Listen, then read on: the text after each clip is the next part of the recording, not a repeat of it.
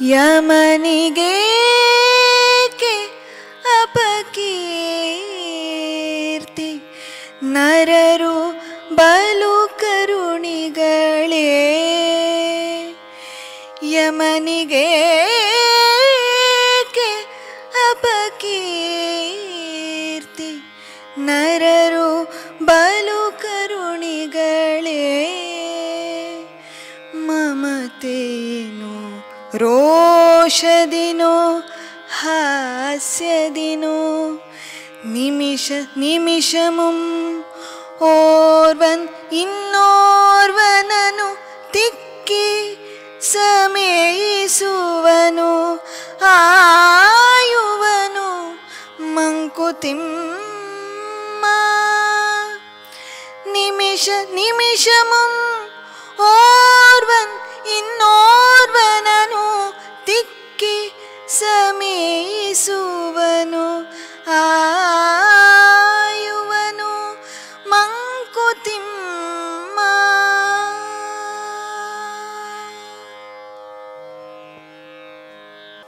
ಹರೇ ರಾಮ.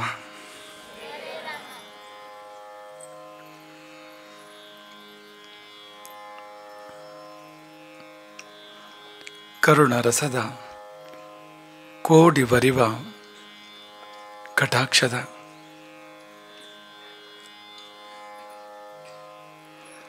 ಪರತತ್ವ ವರುಪು ವಾಲಾಪದ ವರ ಪುಣ್ಯಮಯ ಶರೀರದ ನಿರಾಭಾರಿ ಗುರುವಿರಲೆನ್ನ ಮಾನಸದಿ ಆ ಸದ್ಗುರುವಿರಲೆನ್ನ ಮಾನಸದಿ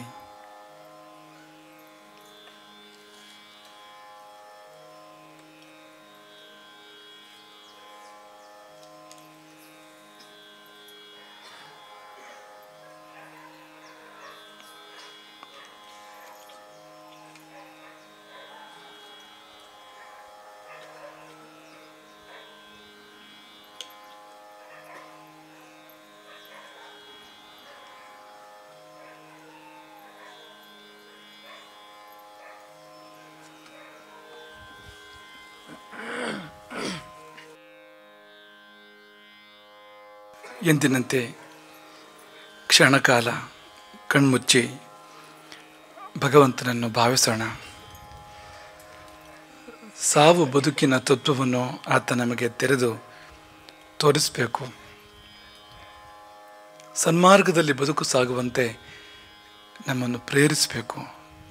ನೇರವಾಗಿ ಕುಳಿತುಕೊಂಡು ಕಣ್ಮುಚ್ಚಿ ಭಕ್ತಿಯಲ್ಲಿ ಪರತತ್ವವನ್ನು ಒಮ್ಮೆ ಭಾವಿಸಿ ಪ್ರಾರ್ಥಿಸಿ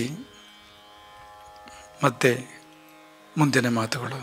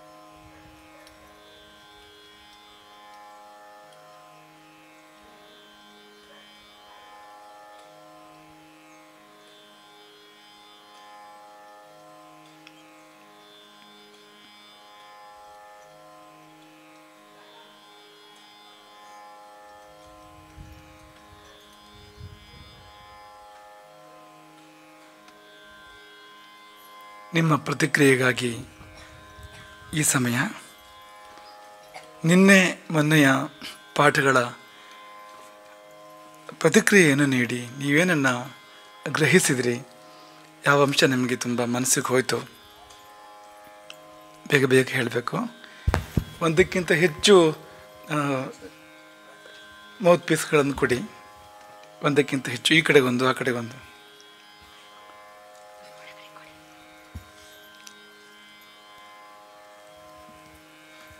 ಸುಧನ್ವ ಹೇಳು. ಯಮ ಎಂದರೆ ನಿಯಮ, ಯಮ ಎಂದರೆ ಭಯ. ಯಮ ಎಂದರೆ ಭಯವಾ?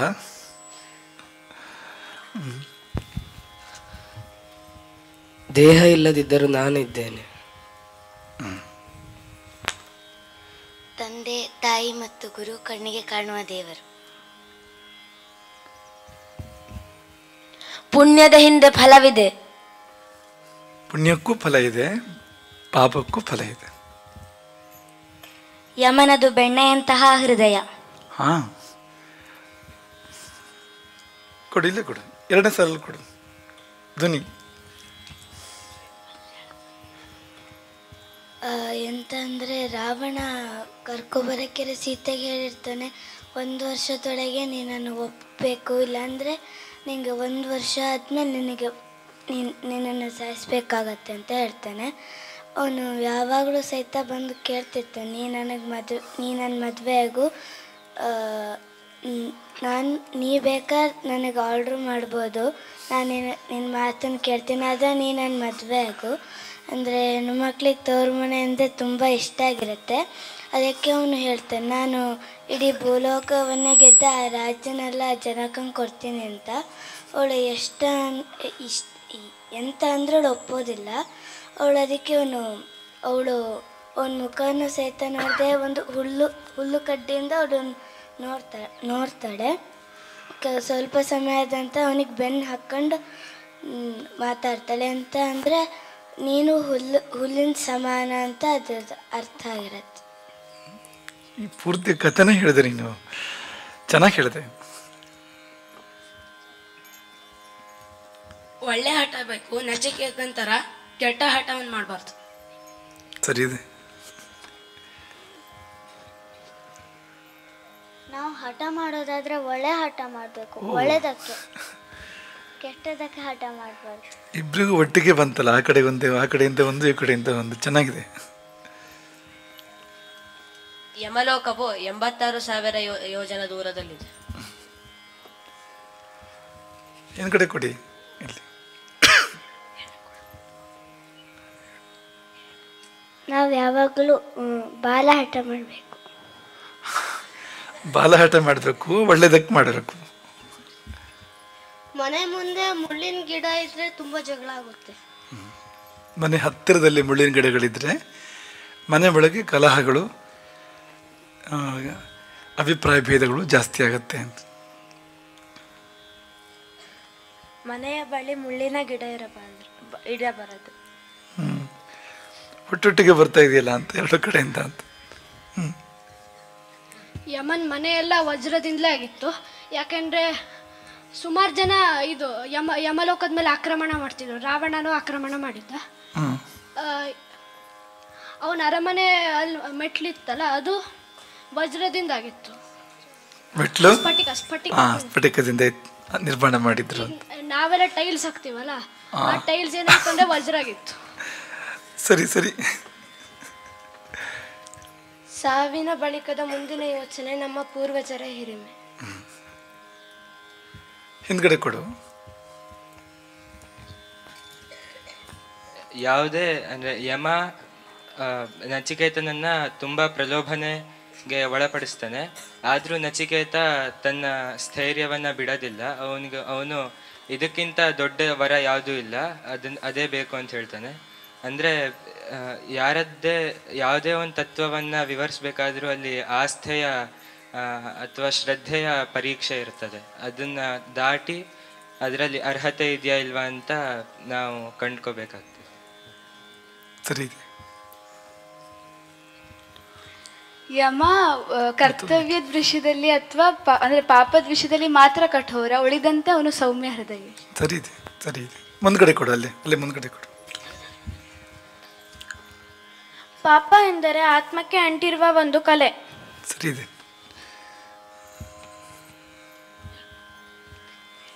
3 ಗತಿಗಳು: ಸದ್ಗತಿ, ದುರ್ಗತಿ, ಪರಗತಿ. ಹಾ, ಈ ಥರನೂ ಹೇಳ್ಬೋದು ಅದನ್ನ. ಇನ್ನು ಪ್ರಾಸ ಬರುತ್ತೆ: ದುರ್ಗತಿ, ಸ್ವರ್ಗತಿ, ಪರಗತಿ. ನಾವು ನಿನ್ನೆ ನಿಮಗೆ ದುರ್ಗತಿ, ಸದ್ಗತಿ ಮತ್ತು ಪರಗತಿ ಅಂತ ಹೇಳಿದ್ವು. ಸದ್ಗತಿ ಅನ್ನೋ ಶಬ್ದನೂ ಸರಿಯೇ ಇದೆ. ಸ್ವರ್ಗತಿ ಅಂತಲೂ ಕೂಡ ಹೇಳ್ಬೋದು. ಸ್ವರ್ಗತಿ ಅನ್ಬೇಕಾದ್ರೆ ಸ್ವರ್ ಅಂದರೆ ಸ್ವಹ ಅಂದರೆ ಸ್ವರ್ಗಲೋಕನೇ ಆಗುತ್ತೆ. ಹಾಗಾಗಿ ದುರ್ಗತಿ, ಸ್ವರ್ಗತಿ, ಪರಗತಿ. ಕೃಷ್ಣ ಅನ್ನೋ ಪದನ ತುಂಬ ಜನ ದುರುಪಯೋಗ ಪಡಿಸ್ತಿರ್ತಾರೆ. ಆದರೆ ಬೇರೆಯವರಿಗೆ ಕಪ್ಪು ಅಂತ ಹೇಳಕ್ಕೆ ಆ ಥರದ ಪದ. ಆದರೆ ಕೃಷ್ಣ ಅನ್ನೋದಕ್ಕೆ ಇನ್ನೊಂದು ಅರ್ಥನೂ ಇದೆ, ಆಕರ್ಷಣೆ ಅಂತ.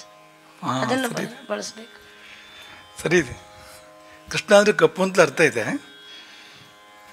ಹೇಳಿ, ಆ ಕಡೆ ಯಾರ ಥರ ಇದೆ ಮೇಘ್? ಯಮಲೋಕದಲ್ಲಿ ಮೋಸಕ್ಕೆ ಮತ್ತು ಸುಳ್ಳಿಗೆ ಜಾಗ ಇಲ್ಲ. ಹಿಂದ್ಗಡೆ ಕೊಡು. ಅದಕ್ಕೆ ಎದುರು ಕಾಯ್ತಾ ಇದ್ದಾರೆ.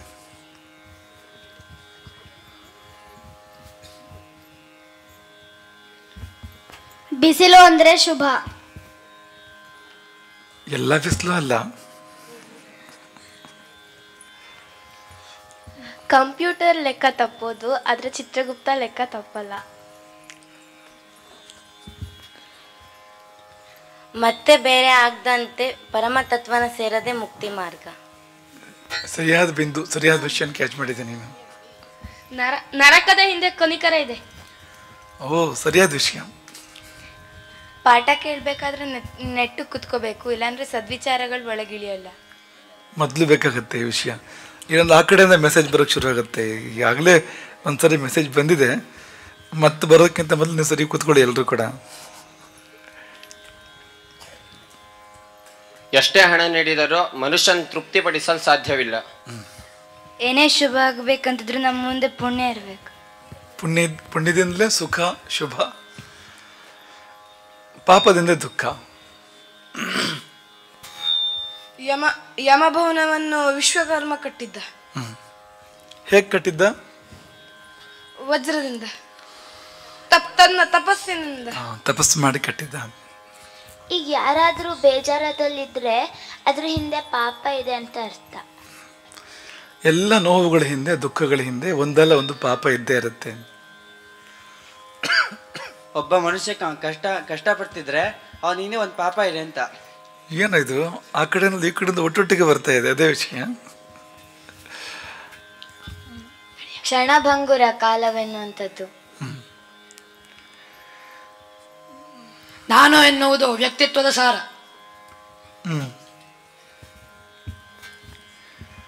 ಈ ಕಡೆ ಮುಂದ್ಗಡೆಗೆ. ಇಡೀ ಜಗತ್ತದ ಪೊಲೀಸ್ ಚೀಫ್ ಯಮ. ಹಾ, ಶಬ್ದ ಸಹಿತ ನೆನಪಿದೆ ನಿನಗೆ. ಮೋಕ್ಷವೆಂದರೆ ಸಹಜಾವಸ್ಥೆ ಹೇಳಿದ್ದಲ್ಲ, ಅದ್ರ ವಿಷಯ ಸರಿ ಇದೆ.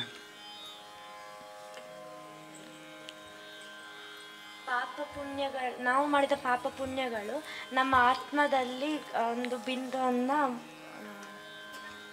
ಚಿಹ್ನೆ ಮಾಡುತ್ತೆ. ನಮ್ಮ ಆತ್ಮದಲ್ಲಿ ಒಂದು ಚಿಹ್ನೆ, ಒಂದು ಗುರುತು ಮಾಡುತ್ತೆ. ಒಳ್ಳೆ ಗುರುತು, ಕೆಟ್ಟ ಗುರುತು. ಒಳ್ಳೆ ಕೆಲಸಕ್ಕೆ ಒಳ್ಳೆ ಗುರುತು, ಕೆಟ್ಟ ಕೆಲಸಕ್ಕೆ ಕೆಟ್ಟ ಗುರುತು. ತಪಸ್ಸು ಅಂದರೆ ಅರ್ಹತೆ ಸಂಪಾದಿಸುವುದು. ಈ ಕಡೆ ಕೇಳ್ತಾ ಇದ್ದಾರೆ ನೋಡು, ಎಲ್ಲ ಕಡೆ ಕೇಳ್ತಾ ಇದ್ದಾರೆ.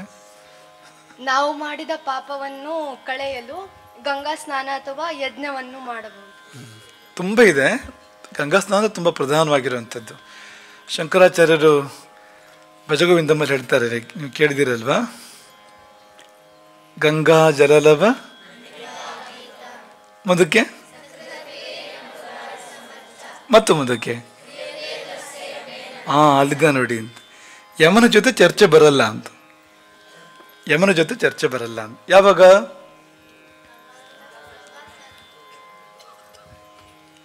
ಭಗವದ್ಗೀತಾ ಒಂದು ಚೂರಾದರೂ ಭಗವದ್ಗೀತೆಯನ್ನು ಅಧ್ಯಯನ ಮಾಡಿದರೆ, ಒಂದು ಸ್ವಲ್ಪ ಅರ್ಥ ಮಾಡ್ಕೊಂಡಿದ್ರೆ ಭಗವದ್ಗೀತೆಯನ್ನು, ಒಂದು ಬಿಂದುವಾದರೂ ಗಂಗಾ ಜಲವನ್ನು ಪಾನ ಮಾಡಿದರೆ, ಒಮ್ಮೆಯಾದರೂ ಕೃಷ್ಣನನ್ನು ಅಥವಾ ನಾರಾಯಣನನ್ನು ಹೇಗೆ ಅರ್ಚಿಸಬೇಕು ಹಾಗೆ ಅರ್ಚಿಸಿದರೆ, ಕ್ರಿಯತೆಯುತಸ್ಯ ಯಮೇನ ನ ಚರ್ಚಾ, ಅವನ ಜೊತೆ ಯಮ ಚರ್ಚೆ ಮಾಡೋದಿಲ್ಲ ಅಂತ. ಕೈ ಮುಗಿದು ಮುಂದಕ್ಕೆ ಕಳಿಸ್ಕೊಡ್ತಾನೆ ಹೊರತು ಅವನ ಜೊತೆ ವಾಗ್ವಾದ ಇಲ್ಲ ಅಂತ, ಯಮನದ್ದು ಅಂತ. ಯಮಲೋಕ ಅಂದ್ರೆ ಆಸ್ಪತ್ರೆ, ಯಮ ಅಂದ್ರೆ ಡಾಕ್ಟ್ರು. ಸರಿ ಇದೆ. ಯಮನು ಯಮ ಧರ್ಮರಾಜ ಆಗಿದ್ದು ಕೂಡ ಒಂದು ವಿದ್ಯೆಯಿಂದ, ಅದು ಅಗ್ನಿ ವಿದ್ಯೆ. ಹೌದು. ನಚಿಕೇತನಿಗೆ ಯಾವ ವಿದ್ಯೆಯನ್ನು ಕೊಟ್ಟನೋ ಯಮ, ಅದೇ ವಿದ್ಯೆಯಿಂದಲೇ ಯಮ ಯವನಾಗಿದ್ದು ಅಂತ.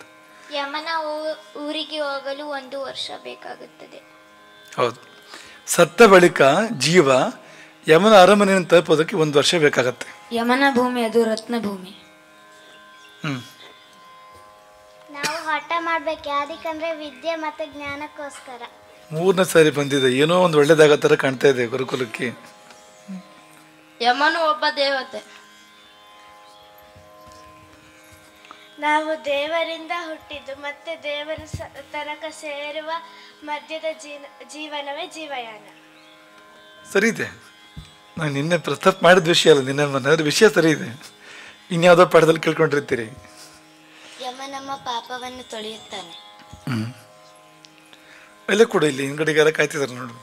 ಯಾರನ್ನ ಪಡಿಬೇಕಂದ್ರೆ ಆ ಪಡೆದಕ್ಕೋರ ಅರ್ಹತೆ ಆಗಿರ್ಬೇಕು. ಈಗ ಒಂದ್ಸರಿ ಸಾಕು, ನಿಲ್ಸ್ಕೊಳ್ಳೋಣ. ಲಾಸ್ಟ್ ಬಾ ಮತ್ತೆ ನೀನು ಹೇಳು. ನಾವು ಏಕಸಂಧಿಗ್ರಾಹಿಗಳಾಗಬೇಕು. ನಚಿಕೇತ ಹಾಗಿದ್ದ.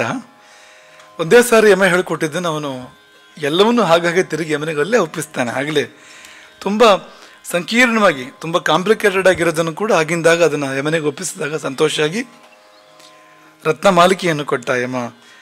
ಮತ್ತೊಂದು ವರ ಕೂಡ ಕೊಟ್ಟ, ನಿನ್ನ ಹೆಸರಲ್ಲೇ ಪ್ರಸಿದ್ಧ ಆಗಲಿ ಈ ವಿದ್ಯೆ ಅಂತ. ತುಂಬ ಖುಷಿಯಾಗತ್ತೆ, ಯಾಕೆಂದರೆ ಈ ಬಿಸಿ ಬಿಸಿ ದೋಸೆ ಖರ್ಚಾಗತ್ತಲ್ಲ ಆ ತರಹ. ಅಂದರೆ ಈಗ ಇಲ್ಲಿ ಬಿಸಿ ಬಿಸಿ ದೋಸೆ ಹಂಚಿದ್ರೆ ಹೇಗೆ ನಾ ಮುಂದು ಅಂತ ಮುಂದೆ ಬಂದು ತಗೋತಾರ ಕೈಯೊಡ್ಡಿ, ಹಾಗೆ ನೀವು ಪ್ರಶ್ನೆಗಳನ್ನು ಕೇಳ್ತಾ ಪ್ರತಿಕ್ರಿಯೆಗಳನ್ನು ಕೊಡ್ತಾ ಇದ್ದೀರಿ. ಹಾಗೆ ಮೈಕ್ ತಗೋತಾ ಇದ್ದೀರಿ, ಬಿಸಿ ಬಿಸಿ ದೋಸೆ ಥರ ಮೈಕ್ ತೊಗೊಂಡು ಪ್ರತಿಕ್ರಿಯೆ ಹೇಳ್ತಾ ಇದ್ದೀರಿ. ಬಹುಶಃ ಇವತ್ತು ಇಡೀ ನಮ್ಮ ಪ್ರವಚನದ ಇಡೀ ಸಮಯ ಕೊಟ್ಟರು ಕೂಡ ನೀವು ಮಾಡ್ತೀರಿ. ನೀವು 7 ಗಂಟೆವರೆಗೂ ಇದನ್ನೇ ಮಾಡೋಕ್ಕೆ ಸಾಧ್ಯ ಇದೆ ನಿಮಗೆ. ಆದರೆ ನಮಗೊಂದು ಚಾನ್ಸ್ ಬೇಕಲ್ಲ, ಹಾಗಾಗಿ ಮತ್ತೆ ಇಟ್ಕೊಳ್ಳೋಣ, ನಾಳೆ ಇಟ್ಕೊಳ್ಳೋಣ. ನಿನ್ನೆ ಕೊಟ್ಟಿಲ್ವಲ್ಲ, ಹಾಗಾಗಿ ಇವತ್ತು ಪುನಃ ಕೊಟ್ಟಿರೋಂಥದ್ದು ಖುಷಿ ಇದೆ. ಎಲ್ಲ ಕಡೆಯಿಂದ ಉತ್ತರಗಳು ಬರ್ತಾ ಇದೆ, ಎಲ್ಲ ರೀತಿಯವರಿಂದ, ದೊಡ್ಡವರು ಸಣ್ಣವರು ಎಲ್ಲರೂ ಕೂಡ ಉತ್ತರ ಕೊಡ್ತಾ ಇದ್ದೀರಿ. ನಿಮ್ಮೊಳಗೆ ವಿಷಯ ಹೋಗ್ತಾ ಇದೆ ಅನ್ನೋದು ತುಂಬ ಸ್ಪಷ್ಟ. ಈಗ ಎಲ್ಲಿದ್ವು ನಾವು?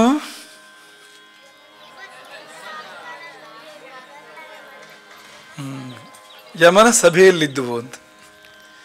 ಯಮನ ಸಭೆಯಲ್ಲಿರ್ಬೇಕಾದ್ರೆ ತುಂಬ ಯೋಗ ಬೇಕು. ನೀವು ಹೆದರ್ಕೋಬೇಡಿ, ಯಮನ ಸಭೆಯಲ್ಲಿ ಇದ್ವಾ ಅಂತ ಅನ್ಕೋಬೇಡಿ. ಯಮನ ಸಭೆಗೆ ಹೋಗ್ಬೇಕಾದ್ರೆ ಭಾರಿ ದೊಡ್ಡ ಯೋಗ ಬೇಕು, ಭಾರಿ ದೊಡ್ಡ ಪುಣ್ಯ ಬೇಕು. ಅದನ್ನು ಇವತ್ತು ನೋಡೋಣ. ಅದು ನಮ್ಗೆ ರಿಲೇಟೆಡ್, ಅದು ನಮಗೆಲ್ಲ ಬೇಕಾಗುವಂಥದ್ದು. ಎಲ್ಲ ನೀವು ನೇರವಾಗಿ ಕೂತ್ಕೋಬೇಕು, ಮಧ್ಯೆ ಮಾತಾಡ್ಕೊಡೋದು ಯಾರು ಕೂಡ. ಯಾಕೆಂದರೆ ಯಾರು ಒಬ್ಬರು ಮಾತಾಡಬೇಕು, ಮತ್ತೆಲ್ಲ ಕೇಳಬೇಕು. ಎಲ್ಲರೂ ಮಾತಾಡಿದರೆ ಅದಕ್ಕೆ ಪ್ರವಚನ ಅಥವಾ ಪಾಠ ಅಂತ ಕರೆಯಲ್ಲ. ಹಾಗಾಗಿ ಯಾರೂ ಮಾತಾಡ್ಕೊಡೋದು, ನಿಶ್ಶಬ್ದವಾಗಿ ಏಕಾಗ್ರವಾಗಿ ಕೇಳಬೇಕು. ಬೇಕಾಗತ್ತೆ. ಇದು ಬರೇ ಒಂದು ಎಂಟರ್ಟೈನ್ಮೆಂಟ್ ಅಲ್ಲ, ಇದು ಈ ಒಂದು ಸಿನಿಮಾ ಆದರೆ ಖುಷಿಯಿಂದ ನೋಡ್ಬೋದು, ಆದರೆ ಜೀವನಕ್ಕೆ ಏನಂದರೆ ಏನೂ ಇರಲ್ಲ ಎಷ್ಟೋ ಸರ್ತಿ. ಇದು ಹಾಗಲ್ಲ, ಒಂದಲ್ಲೇ ಒಂದು ದಿನ ನಮಗೆ ಬೇಕಾಗಂತ, ಇವತ್ತೇ ಬೇಕು, ಈಗಿಂದಲೇ ಬೇಕು ಅಂಥ ವಿಷಯಗಳಿವು. ಹಾಗಾಗಿ ತುಂಬ ಸಾವಧಾನವಾಗಿ ನೀವು ಇದನ್ನು ಕೇಳಬೇಕು ಮತ್ತು ಅರ್ಥ ಮಾಡ್ಕೋಬೇಕು. ಯಮನೇ ನಚಿಕೇತನಿಗೆ ಹೇಳ್ತಾನೆ, ಈ ಪ್ರಶ್ನೆ ಹುಟ್ಟೋದು ಕೂಡ ಪುಣ್ಯದಿಂದ. ಆಶ್ಚರ್ಯ, ಇಂಥದ್ದೊಂದು ಪ್ರಶ್ನೆ ಹುಟ್ಟೋದಿದೆಯಲ್ಲ ಅದೇ ಒಂದು ಆಶ್ಚರ್ಯ ಅಂತ. ಆಮೇಲೆ ಆ ಪ್ರಶ್ನೆಗೆ ಉತ್ತರ ಹೇಳೋನು ಸಿಕ್ಕೋದು ಕೂಡ ಆಶ್ಚರ್ಯ. ಹೇಳಿದ ಉತ್ತರವನ್ನು ಕೇಳಿ ಪಾಲನೆ ಮಾಡಿ ಮುಂದುವರಿಯೋದು ಕೂಡ ದೊಡ್ಡ ಆಶ್ಚರ್ಯ ಅಂತ. ತುಂಬ ದೊಡ್ಡ ಪುಣ್ಯಗಳು ಬೇಕು ಇಂಥ ವಿಷಯಗಳ ಅನುಸಂಧಾನ ಆಗಬೇಕಾದ್ರೆ. ಏನೋ ದೇವರು ಅನುಗ್ರಹ ಮಾಡಿ ನಮಗೆ ನಿಮಗೆ ಒಂದು ಅವಕಾಶವನ್ನು ಕಲ್ಪನೆ ಮಾಡಿದ್ದಾನೆ. ನಮಗೂ ಕೂಡ ಅವಕಾಶವೇ ಇದು, ಯಾಕೆಂದರೆ ನಿಮ್ಗೆ ಹೇಳಬೇಕಾದ್ರೆ ನಮ್ಮ ಮನಸ್ಸಿಗೆ ಮೊದಲು ಬರಬೇಕು ನೋಡಿ ಅದು. ಹಾಗಾಗಿ ನಮಗೊಂದು ಅವಕಾಶವೇ ಇದು, ನಿಮಗೂ ಕೂಡ ಒಂದು ಅವಕಾಶವೇ. ಸಾವಧಾನವಾಗಿ ಚಿಂತನೆ ಮಾಡೋಣ. ಯಮನ ಸಭೆ ಅದು ಹೇಗಿದೆ ಅಂದರೆ, ತಸ್ಮಿನ್ ನಸ್ತಿ ಸಭಾ ದಿವ್ಯ ಶತಯೋಜನ ಮಾಯತ. ಸಹಸ್ರಾರು ಯೋಜನೆಗಳ ಯಮನ ನಗರ ಇದೆಯಲ್ಲ, ಹೆಸರನ್ನು ಗೊತ್ತಾ ಯಮನ ನಗರಕ್ಕೆ? ಸಂಯಮಿನಿ. ಯಮನ ನಗರದ ಹೆಸರು ಸಂಯಮಿನಿ. ಆ ಸಂಯಮಿನಿ ಪಟ್ಟಣ 4 ಸಹಸ್ರಾರು ಯೋಜನೆಗಳ ವಿಸ್ತಾರ ಇರತಕ್ಕಂಥದ್ದು. ಅದರಲ್ಲಿ ಯಮನ ಸಭೆ ಏನಿದೆ, ಯಮನ ಆಸ್ಥಾನ, ಯಮನ ಒಡ್ಡೋಲಗ ಅಂತ ಯಕ್ಷಗಾನ ಭಾಷೆಯಲ್ಲಿ ಕರೆ ಓದಬೇಕಿದ್ರೆ, ಎಲ್ಲಿ ಬಂದು ಯಮ ಸಭೆಯನ್ನು ಸ್ವೀಕಾರ ಮಾಡ್ತಾನೆ, ಅದು ಒಂದು 100 ಯೋಜನೆ ವಿಸ್ತಾರ ಇದೆಯಂತೆ. ಆ ಸಭಾಸ್ಥಾನವೇ ಒಂದು 100 ಯೋಜನದಷ್ಟು ಒಂದು ಅತಿ ವಿಶಾಲವಾದ ಸಭೆ, ಒಂದು ಬೃಹತ್ ಸಭೆ, ವಿರಾಟ್ ಸಭೆ, ಮಹಾಸಭೆ ಅದು ಅನ್ನೋದನ್ನು ಇದು ಹೇಳ್ತಾ ಇದೆ. ಆ ಸಭೆ ಅರ್ಕಪ್ರಕಾಶ. ಏನಾಗಂದ್ರೆ ಸೂರ್ಯಪ್ರಭೆ, ಅಲ್ಲೇನು ಸೂರ್ಯೋದಯ ಇಲ್ಲದೇ ಇದ್ರೂ ಕೂಡ ಆ ಸಭೆಗೆ ಸಹಜವಾಗಿ ಸೂರ್ಯಪ್ರಭೆಯಂತೆ, ಸೂರ್ಯನ ಪ್ರಭೆಯಂತೆ ಪ್ರಭೆಯಂತೆ. ಸರ್ವತಃ ಕಾಮರೂಪಿಣಿ ಭ್ರಾಜಿಷ್ಣು, ಸರ್ವತಃ ಕಾಮರೂಪಿಣಿ. ಸರ್ವತಃ ಕಾಮರೂಪಿಣಿ ಅಂದರೆ ಅದೊಂದು ಕೌತುಕ, ಅದೊಂದು ಅದ್ಭುತ. ಅದು ಯಮನ ಸಭೆಯಲ್ಲಿ ಒಂದು ವೇಳೆ ನಾವಿದ್ದೇವೆ ಅಂತ ಅಂದ್ಕೊಳ್ಳಿ, ತುಂಬ ಪುಣ್ಯ ಬೇಕು, ಅದಕ್ಕೆ ತುಂಬ ಯೋಗ ಬೇಕು, ಗೊತ್ತಾಗತ್ತೆ ನಿಮಗೆ ಮುಂದೆ. ಅದು ಸಭೆ ಯಾವ ಭಾಗದಲ್ಲಿ ನಾವಿರ್ತೇವೋ ನಮ್ಮ ಇಚ್ಛೆಯಂತೆ ಬದಲಾಗತ್ತೆ ಅದು ಅಂತ. ಆ ಭಾಗ ನಮಗೆ ಬೇಕಾದ ರೂಪವನ್ನು ತಾಳತ್ತೆ. ಕಾಮರೂಪಿಣಿ, ಸರ್ವತಃ ಕಾಮರೂಪಿಣಿ. ನೀವು ಈಗೆಲ್ಲ ಆಗತ್ತೆ, ಈಗ ಸರ್ಕಾರಗಳು ಬದಲಾಗಿ ಹೊಸ ಸರ್ಕಾರ ಬರುತ್ತೆ, ಹೊಸ ಮಂತ್ರಿ ಬರ್ತಾನೆ, ಹಳೆ ಬಂಗ್ಲೆನೇ ಇರುತ್ತೆ, ಅವನು ಅದನ್ನೆಲ್ಲ ಒಡೆದು ಎಲ್ಲ ಬದಲಾವಣೆ ಮಾಡಿ ವಾಸ್ತು ನೋಡಿಕೊಂಡು ತನಗೆ ಬೇಕಾದಾಗ ಎಲ್ಲ ಬದಲಾವಣೆ ಮಾಡ್ಕೊತಾನೆ. ಅಷ್ಟೆಲ್ಲ ಕೆಲಸ ಇಲ್ಲ. ಇದು ಹೀಗಿರಬೇಕಿತ್ತು ಅಂತ ಅನಿಸಿದರೆ ನಿಮಗೆ ಅದು ಹಾಗಿರುತ್ತೆ ಅದು.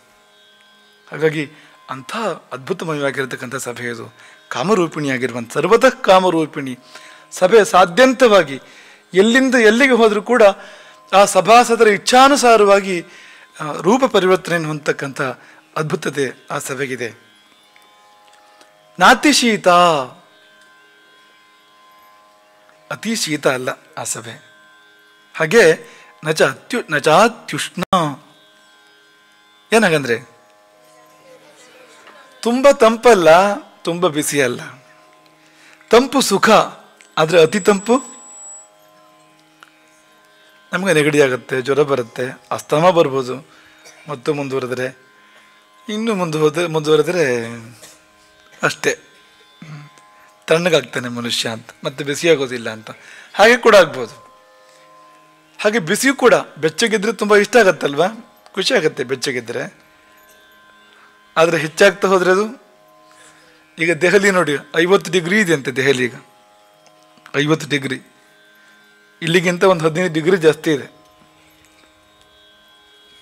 ಬಾಣ್ಲೆಲ್ಲಿ ಹಾಕಿ ಹುರಿದಾಗಿದೆ ಅಂತ. ಹಾಗಿಲ್ವಂತೆ ಯಮನ ಸಭೆ ಅಂತೆ. ಶೀತವಿದೆಯೋ ಶೀತವಿದೆ, ಉಷ್ಣವಿದೆಯೋ ಉಷ್ಣವಿದೆ, ಆದರೆ ಯಾವುದೂ ಅತಿಯಲ್ಲ. ಜೀವನದಲ್ಲಿ ಯಾವುದೂ ಅತಿಯಾಗಬಾರ್ದು, ಯಾವುದೂ ಅತಿಯಾಗಬಾರ್ದು. ಯಾವುದು ಹೆಚ್ಚಾದರೂ ಕೂಡ ತೊಂದರೆ. ಹಾಲು ತುಂಬ ಒಳ್ಳೆಯದು, ಶ್ರೇಷ್ಠವಾದ ಆಹಾರ ಪದಾರ್ಥ. ಹಾಗಂತ ವಿಪರೀತ ಕುಡಿದರೆ, ಹಾಲನ್ನು ಮಿತಿಮೀರಿ ಕುಡಿದರೆ ಕಫ ಶುರುವಾಗತ್ತೆ, ಹೆಚ್ಚು ಸಮಯವೇ ಬೇಡ ಅಂತ. ಹಾಗೆ ನಾತಿಶೀತ ನಚಾತ್ಯುಷ್ಣ ಮನಸ್ಸು ಅತ್ಯಂತ ಹರ್ಷಿಣಿ. ಹೇಳ್ಬೇಕು, ನಿಮ್ಗೆ ಗೊತ್ತಾಗಿರೋ ಅರ್ಥ ನಿಮಗೆ ಹೇಳಬೇಕು. ಮನಸ್ಸಃ ಅತ್ಯಂತ ಹರ್ಷಿಣಿ, ಅತಿಯಾದ ಹರ್ಷವನ್ನು, ಅತಿಶಯವಾದ ಆನಂದವನ್ನು ಮನಸ್ಸಿಗೆ ಕೊಡುವಂಥದ್ದು. ಆ ಸಭೆಯಲ್ಲಿ ನ ಶೋಕ, ಆ ಸಭೆಯಲ್ಲಿ ದುಃಖವಿಲ್ಲ. ನ ಜರ, ಮುಪ್ಪಿಲ್ಲ. ನ ಕ್ಷುತ್ ಪಿಪಾಸೆ, ಹಸಿವಿಲ್ಲ, ಬಾಯಾರಿಕೆ ಇಲ್ಲ. ಕ್ಷುತ್ ಅಂದ್ರೆ ಹಸಿವು, ಪಿಪಾಸ ಅಂದ್ರೆ ಬಾಯಾರಿಕೆ. ನೈವ ಕ್ಷುತ್ ಪಿಪಾಸೆ, ಅಲ್ಲಿ ಹಸಿವು ಕೂಡ ಇಲ್ಲ, ಬಾಯಾರಿಕೆ ಕೂಡ ಇಲ್ಲ. ನಚ ಅಪ್ರಿಯಂ, ಆ ಸಭೆಯಲ್ಲಿ ಬೇಜಾರಾಗೋದಿಲ್ಲ. ಆ ಸಭೆಯಲ್ಲಿ ಇದು ಇಷ್ಟ ಇಲ್ಲ, ಖುಷಿ ಅಲ್ಲ ಅಂತ ಯಾವುದೂ ಕೂಡ ಅನ್ಸೋದಿಲ್ಲ. ಪ್ರಿಯವೇ ಎಲ್ಲವೂ ಕೂಡ, ಯಾವುದೂ ಕೂಡ ಅಪ್ರಿಯ ಅಂತ ಆಗೋದಿಲ್ಲ ಆ ಸಭೆಯಲ್ಲಿ. ಮಾತ್ರ ಅಲ್ಲ, ಸರ್ವೇ ಕಾಮ ಸ್ಥಿತ ಯಸ್ಯಾಂ, ಎಲ್ಲ ಅಪೇಕ್ಷೆಗಳಿಗೂ ಅಲ್ಲಿ ಆಸ್ಪದ ಇದೆ. ನಾವು ಏನೇನು ಬಯಸ್ತೀವೋ ಎಲ್ಲ ಲಭ್ಯ ಅಲ್ಲಿ. 2 ಬಗೆಯಲ್ಲಿ ಬಯಸ್ಬೋದು, ದಿವ್ಯ ಮತ್ತು ಮಾನುಷ ಅಂತ. ಈ ಲೋಕದಲ್ಲಿ ಸಿಗುವ ಸುಖಗಳು ಏನಿದೆಯೋ ಅವೆಲ್ಲವೂ ಸಿಗುತ್ತೆ ಅಲ್ಲಿ. ಮಾತ್ರವಲ್ಲ, ಆ ಲೋಕಗಳಲ್ಲಿ, ಮೇಲಿನ ಲೋಕಗಳಲ್ಲಿ ಸಿಗುವ ಸುಖಗಳೆಲ್ಲವೂ ಕೂಡ ಅಲ್ಲಿ ಲಭ್ಯ. ಹಾಗಾಗಿ ದಿವ್ಯ ಸುಖಗಳು, ಮಾನುಷ ಸುಖಗಳು ಯಾವ್ಯಾವುದನ್ನು ಬಯಸ್ತೇವೋ ಅದೆಲ್ಲವೂ ಅಲ್ಲಿ ಲಭ್ಯವಂತೆ. ಮತ್ತು ತಿಂಡಿ ತೀರ್ಥ ಇದೆ, ಅದಕ್ಕೇನು ತೊಂದರೆ ಇಲ್ಲ, ಬೇಕಾದಷ್ಟು ಇದೆಯಂತೆ. ಭಕ್ಷ್ಯಂ ಭೋಜ್ಯಂ ಪ್ರಭೂತಂ, ಪ್ರಭೂತಂ ಅಂದ್ರೇನು? ಬೇಕಾದಷ್ಟು ಬೇಕಾದಷ್ಟು. ಮತ್ತೆ ತುಂಬ ರುಚಿ ಕೂಡ ಹೌದು. ರಸವಚ್ಚ, ರಸವತ್ತಾದ ಭಕ್ಷ್ಯ, ರಸವತ್ತಾದ ಭೋಜ್ಯ, ಪ್ರಭೂತಂ, ಬೇಕಾದಷ್ಟಿದೆ. ಮತ್ತು ಸರ್ವಶಃ, ಯಾವ 100 ಯೋಜನದ ಸಭೆ ಅಲ್ವಾ, ಯಾವ ಮೂಲೆಗೆ ಹೋದರೂ ಕೂಡ, ಯಾವ ಹೊತ್ತಿಗೆ ಕೇಳಿದ್ರು ಬಯಸಿದ್ರು ಕೂಡ ಬಗೆ ಬಗೆಯ ತಿಂಡಿಗಳು, ತೀರ್ಥಗಳು ಬೇಕಾದಷ್ಟು ರುಚಿಕರವಾಗಿ ಲಭ್ಯ ಆಗ್ತವೆ. ರಸಗಳು ಎಷ್ಟು? ಯಾವುದೆಲ್ಲ? ರಸ ಅಂದರೆ 9 ಅಂತ ಕೇಳಿದ್ವಲ್ಲ ನಾವು. ಅದ್ಯಾವುದು? ಯಾವುದೆಲ್ಲ ಹೇಳಿದ್ದು 9?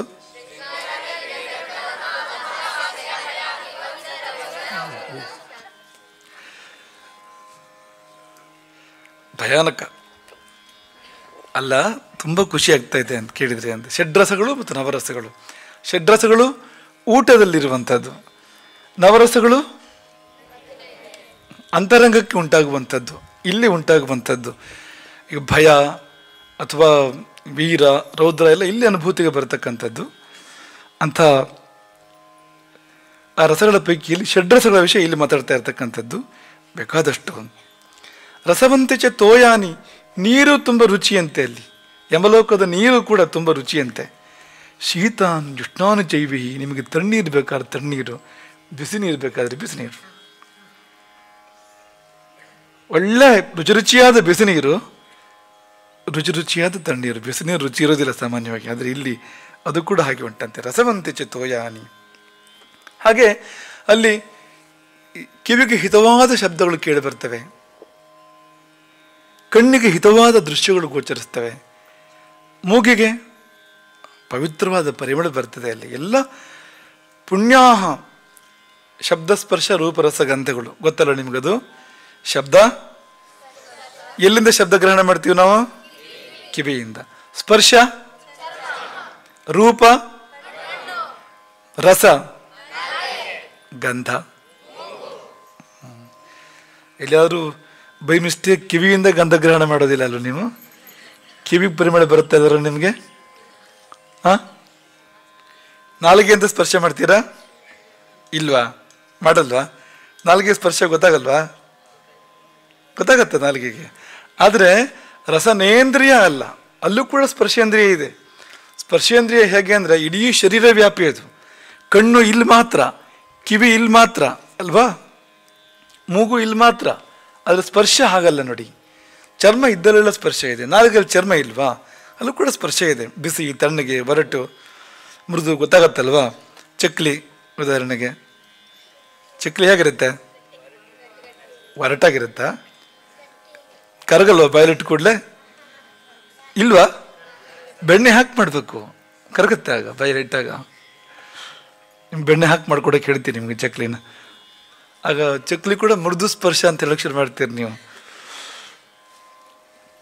ಹಾಗಾಗಿ ಪುಣ್ಯ ಶಬ್ದಾದಯಸ್ತಸ್ಯಾಂ, ಅಲ್ಲಿ ಕೇಳಿ ಬರುವ ಶಬ್ದಗಳು, ಅಲ್ಲಿ ಬರುವ ಪರಿಮಳ, ಅಲ್ಲಿ ಕಾಣುವ ದೃಶ್ಯಗಳು ಇವೆಲ್ಲ ತುಂಬ ಪವಿತ್ರವಾಗಿರ್ತಕ್ಕಂಥದ್ದು.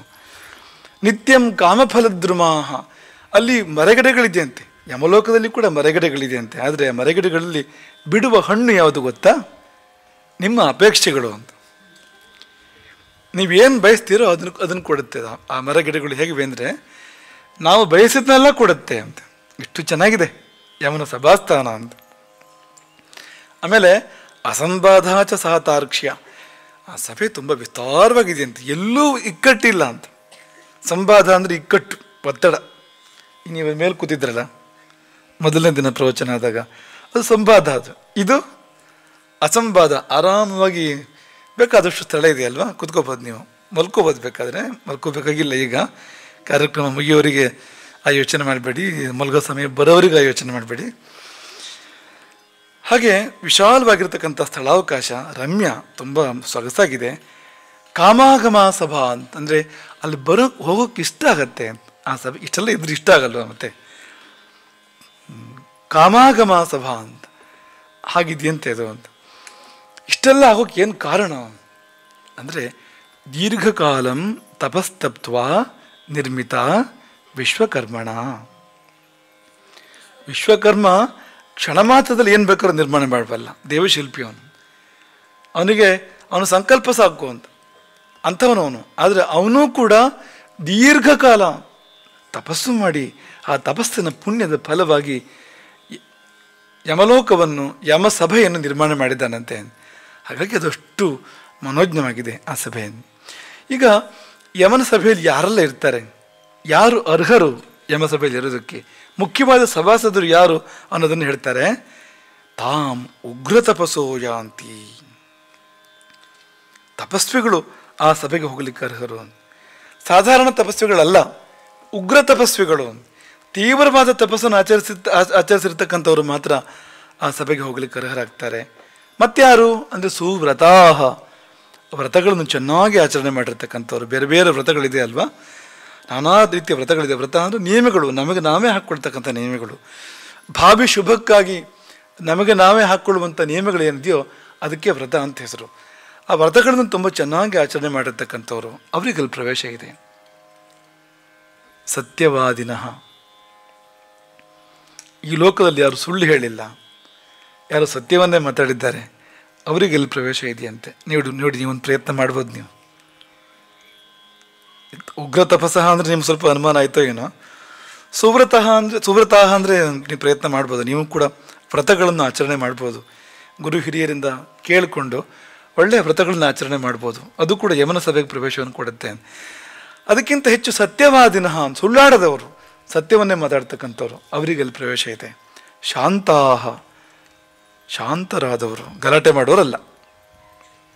ಗಲಾಟೆ ಬರೀ ಬಾಯಲ್ಲಿ ಮಾತ್ರ ಅಲ್ಲ, ಮನಸ್ಸಲ್ಲೂ ಕೂಡ ಗಲಾಟೆ ಇರಬಾರ್ದು. ಮನಸ್ಸು ಶಾಂತ ಆಗಬೇಕು.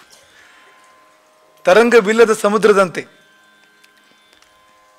ಮಾನಸ ಸರೋವರದಂತೆ ಮನಸ್ಸಾಗಬೇಕು. ಅವರು ಶಾಂತಾಹ ಅಂತ, ಅವರಿಗೆ ಪ್ರವೇಶ ಇದೆ. ಸನ್ಯಾಸಿನಃ, ಯಾರು ವಿರಕ್ತರಾಗಿ ಎಲ್ಲವನ್ನು ತ್ಯಾಗ ಮಾಡಿ ಭಗವಂತನಲ್ಲಿ ಮನಸ್ಸನ್ನು ನೆಡ್ತಾರೋ ಅವರಿಗೆ ಪ್ರವೇಶ ಇದೆಯಂತೆ. ಸಿದ್ಧಾಹ, ಸಿದ್ಧಿಯನ್ನು ಪಡೆದವರು, ಸಾಧನೆ ಮಾಡಿ ಸಿದ್ಧಿಯನ್ನು ಪಡೆದವರು. ಪೂತಾಹ, ಪೂತೆಯನ್ನು ಕರ್ಮಣ, ಪವಿತ್ರವಾದ ಕರ್ಮಗಳನ್ನು ಆಚರಿಸಿ ಪವಿತ್ರರಾದವರು. ಉದಾಹರಣೆಗೆ ಅಶ್ವಮೇಧ ಯಜ್ಞವನ್ನು ಮಾಡಿ ಪಾಪಗಳನ್ನು ಕಳ್ಕೊಂಡವರು, ಪವಿತ್ರರಾಗಿರ್ತಕ್ಕಂಥವರು. ಇವರೆಲ್ಲ ಸರ್ವೇ ಭಾಸ್ವರ ದೇಹ ಅಸ್ತೆ, ಅವರೆಲ್ಲರ ಶರೀರಗಳು ಥಳಥಳ ಹೊಳಿತೇವೆ ಅಂತೆ. ನಮಗೆ ಥಳಥಳ ಹೊಳಿಬೇಕು ಅನ್ನೋ ಕೆಲಸ ಇದೆ ಅಲ್ವಾ, ಸ್ನಾನ ಮಾಡಬೇಕು, ಆಮೇಲೆ ಅದೇನೇನೋ ಸುಡುಗಾಡು ಹಚ್ಕೊಂಡು ನಾವು ಹೊಳಿಬೇಕಾಗತ್ತೆ. ನಮ್ಮದು ನೈಜ ಪ್ರಕಾಶ ಅಲ್ಲ ಅದು, ಕ್ರೀಮಿನ ಪ್ರಕಾಶ ಮತ್ತೊಂದು ಪ್ರಕಾಶ, ಅದ್ರ ಪ್ರಕಾಶ ಹೊರತು ನಮ್ಮ ಸಹಜ ಪ್ರಕಾಶ ಅಲ್ಲ. ಯಾರಿಗೂ ಇರಲ್ಲ ಅಂತಲ್ಲ, ಇರ್ತಾರೆ, ಇಲ್ಲೂ ಕೂಡ ತೇಜಸ್ವಿಗಳು ಇರ್ತಾರೆ. ಆದರೆ ಅಲ್ಲ, ಹಾಗಲ್ಲ. ಅವರ ಶರೀರಗಳು ಸಹಜವಾಗಿ ಶೋಭಿಸ್ತಾ ಇರ್ತವೆ, ಹೊಳಿತಾ ಇರ್ತವೆ. ಅಲಂಕೃತಾಹ, ಆಭರಣಗಳನ್ನು ಧಾರಣೆ ಮಾಡಿರ್ತಾರೆ ಅವರು. ವಿರಜಾಂಬರಾಹ, ಅವರ ಬಟ್ಟೆಗಳಿಗೆ ಧೂಳು ಮುಟ್ಟದು, ಅವರ ಬಟ್ಟೆಗಳಿಗೆ ಧೂಳು ಮುಟ್ಟದು, ಧೂಳಿಲ್ಲದ ವಸ್ತ್ರಗಳನ್ನು ಧಾರಣೆ ಮಾಡಿರ್ತಾರೆ. ಹೇಗಾಯಿತು ಇದೆಲ್ಲ ಅಂದರೆ ಕೃತೇಶ್ಚ ಕರ್ಮಭಿ ಪುಣ್ಯೈ, ಪುಣ್ಯಕರ್ಮಗಳು. ಅವರು ಬದುಕಿದ್ದಾಗ ಅಂಥ ಒಳ್ಳೆ ಕೆಲಸಗಳನ್ನು ಮಾಡಿದ್ದಾರೆ ಇಲ್ಲಿ, ಅದರ ಫಲವಾಗಿ ಅವರಿಗೆ ಅಂಥ ಶರೀರ ಬಂದಿದೆ, ಅಂಥ ವಸ್ತ್ರಗಳು ಮತ್ತು ಆಭರಣಗಳು ಬಂದಿವೆ. ಅವರು ಆ ಸಭೆಯನ್ನು ಅಲಂಕರಿಸ್ತಾರೆ. ನೇರವಾಗಿ ಕೂತ್ಕೊಳ್ಳಿ, ನೇರವಾಗಿ ಎಲ್ಲರೂ ಕೂಡ ಆ ಕಡೆ ಈ ಕಡೆ ನೋಡಿಬಿಡಿ. ಇನ್ನು ಆ ಸಭೆಯ ಅಧ್ಯಕ್ಷ ಯಾರು? ಅವನು ಹೇಗಿರ್ತಾನೆ ಅಂದರೆ ತಸ್ಯಾಂಸ ಧರ್ಮೋ ಭಗವಾನ್ ಆಸನೆ ಅನುಪಮೆ ಶುಭೆ. ಭಗವಾನ್ ಧರ್ಮ ಅಂತ ಅವನನ್ನು ಕರೀತಾರೆ. ಧರ್ಮವೇ ಅವನು. ಧರ್ಮ ಅಂತ ಕೇಳಿದಿರಲ್ಲ ನೀವು, ಆಕಾರ ತಾಳಿದ ಧರ್ಮ. ಯಮ ಅಂದ್ರೆ ಏನು? ಧರ್ಮಕ್ಕೆ ಒಂದು ಮೂರ್ತಿ ಬಂದಂತೆ, ಧರ್ಮವೇ ತನ್ನನ್ನು ತಾನು ಅಭಿವ್ಯಕ್ತ ಪಡಿಸ್ಕೊಳತ್ತೆ, ಅಧರ್ಮವನ್ನು ದಂಡಿಸುತ್ತೆ, ಅದು ಯಮ ಅಂದರೆ. ಹಾಗಾಗಿ ಭಗವಾನ್ ಧರ್ಮ, ಆ ಭಗವಂತ ಧರ್ಮದೇವ ಅಲ್ಲಿ ಉಚ್ಚ ಆಸನದಲ್ಲಿ ಕೂತ್ಕೊಂಡಿದ್ದಾನೆ, ಉತ್ತಮಾಸನದಲ್ಲಿ ಕೂತ್ಕೊಂಡಿದ್ದಾನೆ, ಸಿಂಹಾಸನದಲ್ಲಿ ಆತ ಮಂಡಿಸಿದ್ದಾನೆ.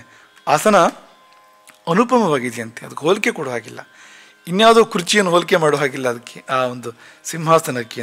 ಶುಭೆ, ತುಂಬ ಶುಭವಾಗಿದೆಯಂತೆ, ತುಂಬ ದೊಡ್ಡ, ತುಂಬ ವಿಶಾಲವಾಗಿರ್ತಕ್ಕಂಥ ಒಂದು ಆಸನ. ಯಾಕೆಂದರೆ ಅವನು ಅಷ್ಟೇ ವಿಶಾಲವಾಗಿದ್ದಾನೆ. ಯಮ ತನ್ನ ಘೋರ ರೂಪವನ್ನು ತಾಳಿ ನಿಂತರೆ ಅವನ ಎತ್ತರ ಎಷ್ಟು ಗೊತ್ತಾ ನಿಮಗೆ? 32 ಯೋಜನ ಅವನ ಎತ್ತರ. 32 ಯೋಜನ ಅಂತ ಅಂದರೆ ಅಷ್ಟು ದೊಡ್ಡ ಆಕಾಶ ಮುಟ್ಟುವ ರೂಪ ಅದು ಯಮನದ್ದು ಅಂತ, ಮೋಡಗಳನ್ನು ಮುಟ್ಟುವಂಥ ರೂಪ ಅದು ಯಮನದ್ದು ಅಂತ. ಹಾಗಾಗಿ ತಕ್ಕಂಥ ಆಸನ ಇದೆ ಅಲ್ಲಿ ಅಂತ, ಸಿಂಹಾಸನ ಇದೆ ಯಮನ ಸಭೆಯಲ್ಲಿ ಅಂತ. ಆ ಆಸನ ಸರ್ವರತ್ನೈ ಸುಮಂಡಿತೆ, ಎಲ್ಲ ರೀತಿಯ ರತ್ನಗಳಿಂದ ಅಲಂಕೃತವಾಗಿದೆ ಅಂತೆ. ಅಲ್ಲಿ ಆ ಆಸನದಲ್ಲಿ ಮಂಡಿಸಿ ಸಭೆಯನ್ನು ನಡೆಸ್ತಾನಂತವನು. ಅವನ ತಲೆ ಮೇಲೆ ಶ್ವೇತಛತ್ರ. ಆ ಶ್ವೇತಛತ್ರ ಅವನ ಮುಖ ಮೊದಲೇ ಪ್ರಕಾಶಮಾನ, ಅದಕ್ಕೆ ಮತ್ತಷ್ಟು ಕಳೆಯನ್ನು, ಶೋಭೆಯನ್ನು ಕೊಡ್ತಾ ಇದೆ. ಕುಂಡಲಾಲಂಕೃತ, ಅದು ಸೌಮ್ಯ ರೂಪ ಯಮನದ್ದು. ಆ ಸಭೆಯಲ್ಲಿ ಅವನು ಅಲ್ಲಿ ಕ್ರೂರನಾಗಿ ಘೋರನಾಗಿ ಕಾಣಿಸ್ಕೊಳ್ಳೋದಿಲ್ಲ, ಅಲ್ಲಿ ಶುಭಕರವಾದ ರೂಪದಿಂದ ಗೋಚರಿಸ್ತಾನೆ. ಹಾಗಾಗಿ ಕುಂಡಲಗಳು, ಎರಡೂ ಕಿವಿಗಳಲ್ಲಿ ಕುಂಡಲಗಳು ಹಾಕೋಬೇಕು. ಕಿವಿ ಕರ್ಣವೇದ ಮಾಡ್ಕೋಬೇಕು. ನಾವೆಲ್ಲರೂ ಕೂಡ ಕಿವಿ ರಂಧ್ರ ಇದೆಯಲ್ಲ ಮಾಡ್ಕೋಬೇಕು, ಇಲ್ಲದಿದ್ದರೆ ದೇಹಕ್ಕೆ ಸಂಸ್ಕಾರ ಪೂರ್ಣ ಆಗೋದಿಲ್ಲ. ಅದಕ್ಕೆ ಕುಂಡಲಗಳನ್ನ ಹಾಕೋಬೇಕಾದ ಕ್ರಮ ತುಂಬ ಶೋಭೆ ಕೂಡ ಕೊಡುತ್ತೆ ಅದು ಅಂತ. ಯಾರು ಮಾಡದೇ ಇದ್ರೆ ಮಾಡ್ಕೊಳ್ಳಿ, ಇದನ್ನ ಬೇಕಾಗತ್ತೆ ಅದು ಅಂತ. ಕಿವಿ ಸುಚ್ಚೋದು ಅಂತ ಹೇಳ್ತಾರಲ್ಲ ಹಾಗೆ ಮನೋಹರವಾದ ಕುಂಡಲಗಳನ್ನು ಧಾರಣೆ ಮಾಡಿದ್ದಾನೆ. ಮಹಾಕಿರೀಟವನ್ನು ಧಾರಣೆ ಮಾಡಿದ್ದಾನೆ. ಯಾಕೆಂದರೆ ಹೊಣೆಗಾರಿಕೆ ಇದೆ, ಬ್ರಹ್ಮ ಕೊಟ್ಟ ಹೊಣೆಗಾರಿಕೆ ಇದೆ. ಹಾಗಾಗಿ ಬ್ರಹ್ಮ ಕೊಟ್ಟ ಕಿರೀಟವನ್ನು ಧಾರಣೆ ಮಾಡ್ತಾವನು. ಆ ಕಿರೀಟ ಕೂಡ ಬ್ರಹ್ಮದತ್ತ, ಆ ಹೊಣೆಗಾರಿಕೆ ಕೂಡ ಬ್ರಹ್ಮದತ್ತ ಅವನಿಗೆ. ಸರ್ವಾಲಂಕಾರ ಸಂಯುಕ್ತ, ಎಲ್ಲ ಅಲಂಕಾರಗಳಿಂದ ಅವನು ಶೋಭಿಸ್ತಾ ಇದ್ದಾನೆ. ಎಲ್ಲ ಅಲಂಕಾರಗಳು ಅಂದ್ರೇನು? ಅದೇ ತಲೆ ಮೇಲೆ ಕಿರೀಟ, ಕಿವಿಯಲ್ಲಿ ಕುಂಡಲಗಳು, ಭುಜಗಳಲ್ಲಿ ಕೇಯೂರ ಇದೆ, ಅಂಗದ ಇದೆ, ಕಂಕಣ ಇದೆ ಕೈಯಲ್ಲಿ, ಸೊಂಟಕ್ಕೆ ಡಾಬು ಮೇಖಲ ಅಂತ ಹೇಳ್ತಾರೆ ಅದಿದೆ. ಹೀಗೆ ಆಪಾದ ಮಸ್ತಕ ಸರ್ವಾಭರಣ ಭೂಷಿತನಾಗಿ, ಸರ್ವಾಲಂಕಾರ ಭೂಷಿತನಾಗಿದ್ದಾನೆ. ಆದರೆ ಬಣ್ಣ ಕಪ್ಪು ಅವನದ್ದು, ಕಾಡಿಗೆಯ ಬಣ್ಣವಂತೆ ಯಮನದ್ದು.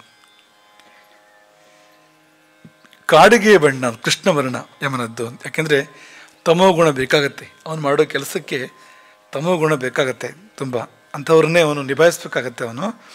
ಹಾಗಾಗಿ ಆ ತಮಸ್ಸಿನ ಗುಣವಾಗಿರ್ತಕ್ಕಂಥ ಬಣ್ಣವಾಗಿರ್ತಕ್ಕಂಥ ಕಪ್ಪು ಬಣ್ಣ ಇದೆಯಂತೆ. ಅಂದರೆ ಈ ಮಳೆಗಾಲದ ಮೋಡದಂತೆ ತೋರ್ತಾನೆ ಅವನೊಂದು ಬಣ್ಣ, ಮಳೆಗಾಲದ ಮೋಡದಂತೆ ಇದೆ ಅವನದ್ದು. ಅವನು ಸುತ್ತ ಅಪ್ಸರಿಯರು ಅವನಿಗೆ ಗಾಳಿ ಬೀಸ್ತಾ ಇರ್ತಾರೆ, ಚಾಮರದಿಂದ ಗಾಳಿ ಬೀಸ್ತಾ ಇರ್ತಾರೆ.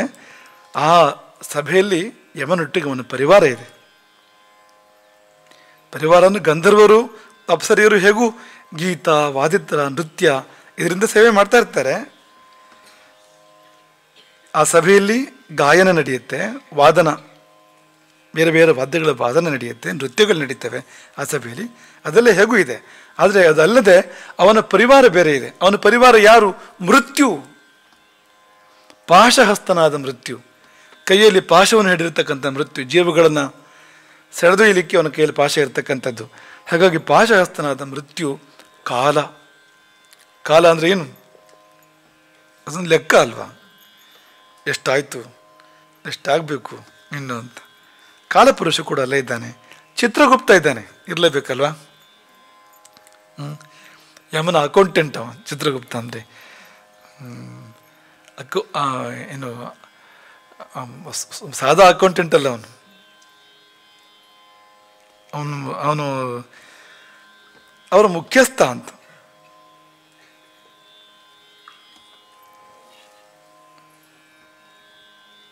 ಚಿತ್ರ ಅಂತ ಇನ್ನೊಬ್ಬ, ಚಿತ್ರಗುಪ್ತ ನೀವು ಕೇಳಿದಿರಲ್ವ? ಪರಿಶೇಚನೆ ಮಾಡಬೇಕಾದ್ರೆ ಚಿತ್ರಾಯ ಸ್ವಾಹ, ಚಿತ್ರಗುಪ್ತಾಯ ಸ್ವಾಹ, ಯಮಾಯ ಸ್ವಾಹ, ಯಮಧರ್ಮರಾಜಾಯ ಸ್ವಾಹ. ಊಟ ಮಾಡಬೇಕಾದ್ರೆ ಯಾಕೆ ಮಾಡೋದು? ಇಂತಹ ಪುಣ್ಯ ಪುರುಷನನ್ನು ಅವನ ಪರಿವಾರವನ್ನು ಸ್ಮರಣೆ ಮಾಡಿಕೊಳ್ಳೋದು ಆ ಸಮಯದಲ್ಲಿ. ಒಂದೊಂದು ಅಗಳು ಕೂಡ ಅವನ ಕೃಪೆ, ಅದು ಲೆಕ್ಕ, ಅದು ಇಷ್ಟು ಅಗಳು ತಿನ್ಬೇಕು ಅವನು ಅಂತ. ತಿಂದರೂ ಮುಗಿತು, ಜಾಸ್ತಿ ತಿಂದರೆ ಬೇಗ ಮುಗಿದೋಗುತ್ತೆ. ಹಾಗಾಗಿ ದಾನೆ ಮೇಲೆ ಲಿಖಾ ಹೇ ಖಾನೆ ವಾಲೆಕ ನಾಮ ಅಲ್ವಾ? ಅವನು ಎಷ್ಟು ತಿನ್ನಬೇಕು ಅನ್ನೋದಕ್ಕೆ ಒಂದು ಲೆಕ್ಕ ಇದೆ. ಬೇಗ ತಿಂದು ಮುಗಿಸ್ಬಾರ್ದು ಅದನ್ನ. ಮಿತಿಯಲ್ಲಿ ತಿಂದರೆ ಹೆಚ್ಚು ಕಾಲ ಬಾಳ್ಬೋದು. ಜಾಸ್ತಿ ತಿಂದುಬಿಟ್ರೆ ಆಯುಸ್ ಮುಗ್ದೋಗುತ್ತೆ ಬೇಗ ಅಂತ. ಹಾಗಾಗಿ ಊಟ ಮಾಡಬೇಕಾದ್ರೆ, ಪರಿಶೇಚನೆ ಮಾಡಬೇಕಾದ್ರೆ ಚಿತ್ರಾಯ ಸ್ವಾಹ, ಚಿತ್ರಗುಪ್ತಾಯ ಸ್ವಾಹ, ಯಮಾಯ ಸ್ವಾಹ, ಯಮಧರ್ಮರಾಜಾಯ ಸ್ವಾಹ ಅದೆಲ್ಲ ಮಾಡಬೇಕಾಗತ್ತೆ ನೋಡಿ. ಅವರೆಲ್ಲ ಇದ್ದಾರೆ ಅಂತಲ್ಲಿ, ಕೃತ ಅಂತ ಇವರೆಲ್ಲ ಇದ್ದಾರೆ. ಹಾಗೆ ಅವನ ಭಟರು, ಯಮ ಭಟರು, ಅವರ ಕೈಯಲ್ಲಿ ಕೆಲವರ ಕೈಯಲ್ಲಿ ಪಾಶ ಇದೆ, ಕೆಲವರ ಕೈಯಲ್ಲಿ ದಂಡ ಇದೆ. ಅವರೆಲ್ಲ ಉಗ್ರರು, ತೀಕ್ಷ್ಣ ಸ್ವಭಾವದವರು, ಆದರೆ ವಶವರ್ತಿಗಳು, ಯಮನ ಆಜ್ಞೆಯನ್ನು ಪಾಲನೆ ಮಾಡ್ತಕ್ಕಂಥವರು. ಆತ್ಮ ತುಲ್ಯ ಫಲೈಹಿ, ಯಮನಿಗೆ ಮ್ಯಾಚಿಂಗ್ ಅಂತೆ ಅವರೆಲ್ಲರೂ ಕೂಡ. ಯಮನಿಗೆ ಹೊಂದಾಣಿಕೆ ಆಗತ್ತೆ ಅಂತ, ಗುಣ ಸ್ವಭಾವ ಎಲ್ಲರಲ್ಲೂ ಕೂಡ ಅವನಿಗೆ ಸರಿ ಹೊಂದತಕ್ಕಂಥವ್ರು. ಅಂಥ ಸುಭಟರಿಂದ, ಮಹಾಭಟರಿಂದ ಸುತ್ತುವರಿಯಲ್ಪಟ್ಟಿದ್ದಾನಂತೆ ಯಮಧರ್ಮ ಅಂತ. ಅದು ಪಿತೃಲೋಕ. ಯಮಲೋಕಕ್ಕೆ ಪಿತೃಲೋಕ ಅಂತಲೂ ಕರೀತಾರೆ. ಯಮನನ್ನು ಪಿತೃಪತಿ ಅಂತ ಕರೀತಾರೆ. ಪಿತೃಗಳಿಗೆಲ್ಲ ಅವನು ಮುಖ್ಯಸ್ಥನಾಗಿರ್ತಕ್ಕಂಥವನು ಪಿತೃಪತಿ ಅಂತ ಕೂಡ ಕರೀತಾರೆ. ಹಾಗಾಗಿ ಅಲ್ಲಿ ಪಿತೃದೇವತೆಗಳ ಸಾನ್ನಿಧ್ಯ ಇದೆ ಯಮನ ಸಭೆಯಲ್ಲಿ. ಪಿತೃದೇವತೆಗಳು ಯಾರು ಗೊತ್ತಾ ನಿಮಗೆ? ಈ ದೇವತೆಗಳು ಕೂಡ ಪಿತೃಗಳು ಅವರು ಅಂತ. ಏನು ಇಂದ್ರಾದಿ ದೇವತೆಗಳಿದ್ದಾರೆ, ಇವರಿಗೂ ಪಿತೃಗಳು ಅಂತ, ಇವರು ಬಂದಿದ್ದು ಅವರಿಂದ, ಇವರು ಅಪ್ಪಂದಿರು ಅಜ್ಜಂದಿರು ಅವರು ಅಂತ.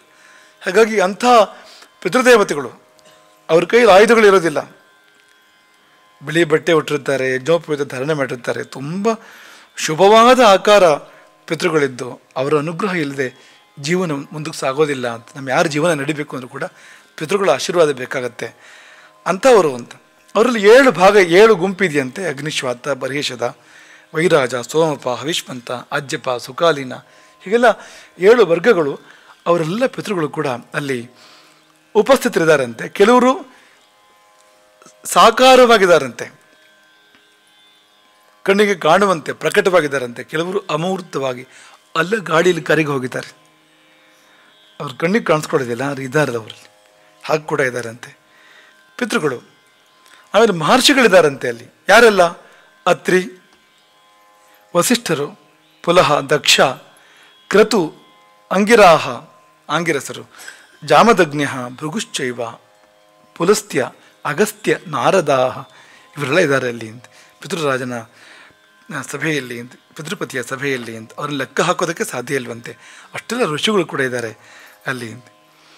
ಆಮೇಲೆ ಇನ್ನು ಅನೇಕರು ಧರ್ಮಶಾಸ್ತ್ರದ ಮರ್ಮವನ್ನು ಬಲ್ಲವರು, ಯಾವುದು ಸರಿ ಯಾವುದು ತಪ್ಪು ಅದರ ಸೂಕ್ಷ್ಮಗಳನ್ನು ಬಲ್ಲವರು ಅಂಥವರು ಕೂಡ ಬ್ರಹ್ಮನ ಆಜ್ಞೆಯಂತೆ ಯಮನ ಸಭೆಯಲ್ಲಿ ಇದ್ಕೊಂಡು ಯಮನ ಸೇವೆಯನ್ನು ಮಾಡ್ತಾರೆ ಅವರೆಲ್ಲರೂ ಕೂಡ ಅಂತ. ಹಾಗೆ ರಾಜರು ಕೂಡ ಇದ್ದಾರಂತೆ ಅಲ್ಲಿ. ರಾಜವಂಶಗಳು ಪ್ರಸಿದ್ಧವಾದ 2 ಇದೆ ಪ್ರಪಂಚದಲ್ಲಿ, ಹೇಳ್ತೀರಾ ಯಾವುದಂತ? ಸೂರ್ಯವಂಶ ಮತ್ತು ಚಂದ್ರವಂಶಕ್ಕೆ ಸೇರಿರ್ತಕ್ಕಂಥ ದೊಡ್ಡ ದೊಡ್ಡ ಚಕ್ರವರ್ತಿಗಳೆಲ್ಲ ಅಲ್ಲಿರ್ತಾರಂತೆ ಯಮನ ಆಸ್ಥಾನದಲ್ಲಿ. ಯಾಕೆಂದರೆ ಯಮನಿಗೂ ಅವರಿಗೂ ತುಂಬ ಹೋಲಿಕೆ ಇದೆ. ಯಮನ ಕೆಲಸವನ್ನೇ ಭೂಲೋಕದಲ್ಲಿ ಮಾಡ್ತಾರೆ ಅವರು. ಯಮದಂಡ ಇದ್ದ ಹಾಗೆ ರಾಜದಂಡ ಇರುತ್ತೆ ಒಂದು ನೋಡಿ, ತಪ್ಪು ಮಾಡಿದವರಿಗೆ ಶಿಕ್ಷೆ ಕೊಡುವಂಥದ್ದು, ಒಳ್ಳೆಯವರಿಗೆ ರಕ್ಷಣೆ ಕೊಡ್ತಕ್ಕಂಥದ್ದು ಯಮನ ಕಾರ್ಯ ನೋಡಿ ಅದು.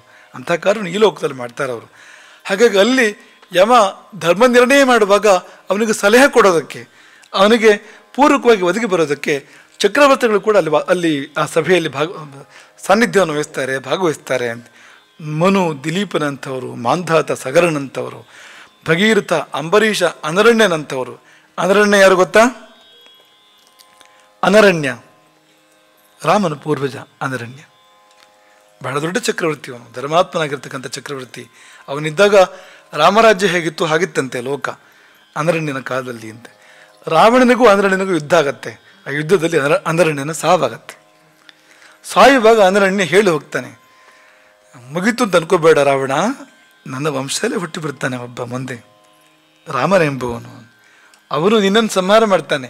ನಿನ್ನನ್ನು ಮಾತ್ರ ಅಲ್ಲ, ನಿನ್ನ ಮಕ್ಕಳು, ಮೊಮ್ಮಕ್ಕಳು, ನಿನ್ನ ಮಂತ್ರಿ ಮಾಂಡಲಿಕರು, ನಿನ್ನ ಪರಿವಾರ ಬಳಗ ಎಲ್ಲರನ್ನು ಸರ್ವರನ್ನು ಕೂಡ ಸಂಹಾರ ಮಾಡ್ತಾನೆ ನಿನ್ನ ಊರಿಗೆ ಬಂದು ಅಂತ. ಅಂದರೆ ಅಂತಹ ಒಂದು ಕ್ರಾಂತದರ್ಶಿತ್ವ ಮುಂದೆ ಆಗೋದನ್ನು ಅವನು ಇವತ್ತೇ ಹೇಳ್ತಾನೆ ಅಂತ ಅನರಣ್ಯ ಅಂತ. ಅವನು ಕೂಡ ಈ ಸಭೆಯಲ್ಲಿದ್ದಾನಂತೆ ಯಮನ ಸಭೆಯಲ್ಲಿ ಅಂತ. ಹಾಗೆ ಚಂದ್ರವಂಶದವರು ಕೂಡ ಯಯಾತಿ, ನಹುಷ, ಪೂರು, ದುಷ್ಯಂತ, ಶಿಬಿ ಇಂಥವರೆಲ್ಲ, ನಲ, ಭರತ, ಶಂತನು, ಪಾಂಡು, ಕಾರ್ತವೀರ್ಯಾರ್ಜುನ ಇವರಂಥವರು ಅಂತ. ಇದೆಲ್ಲ ಉದಾಹರಣೆಗಳು ಅಂತ.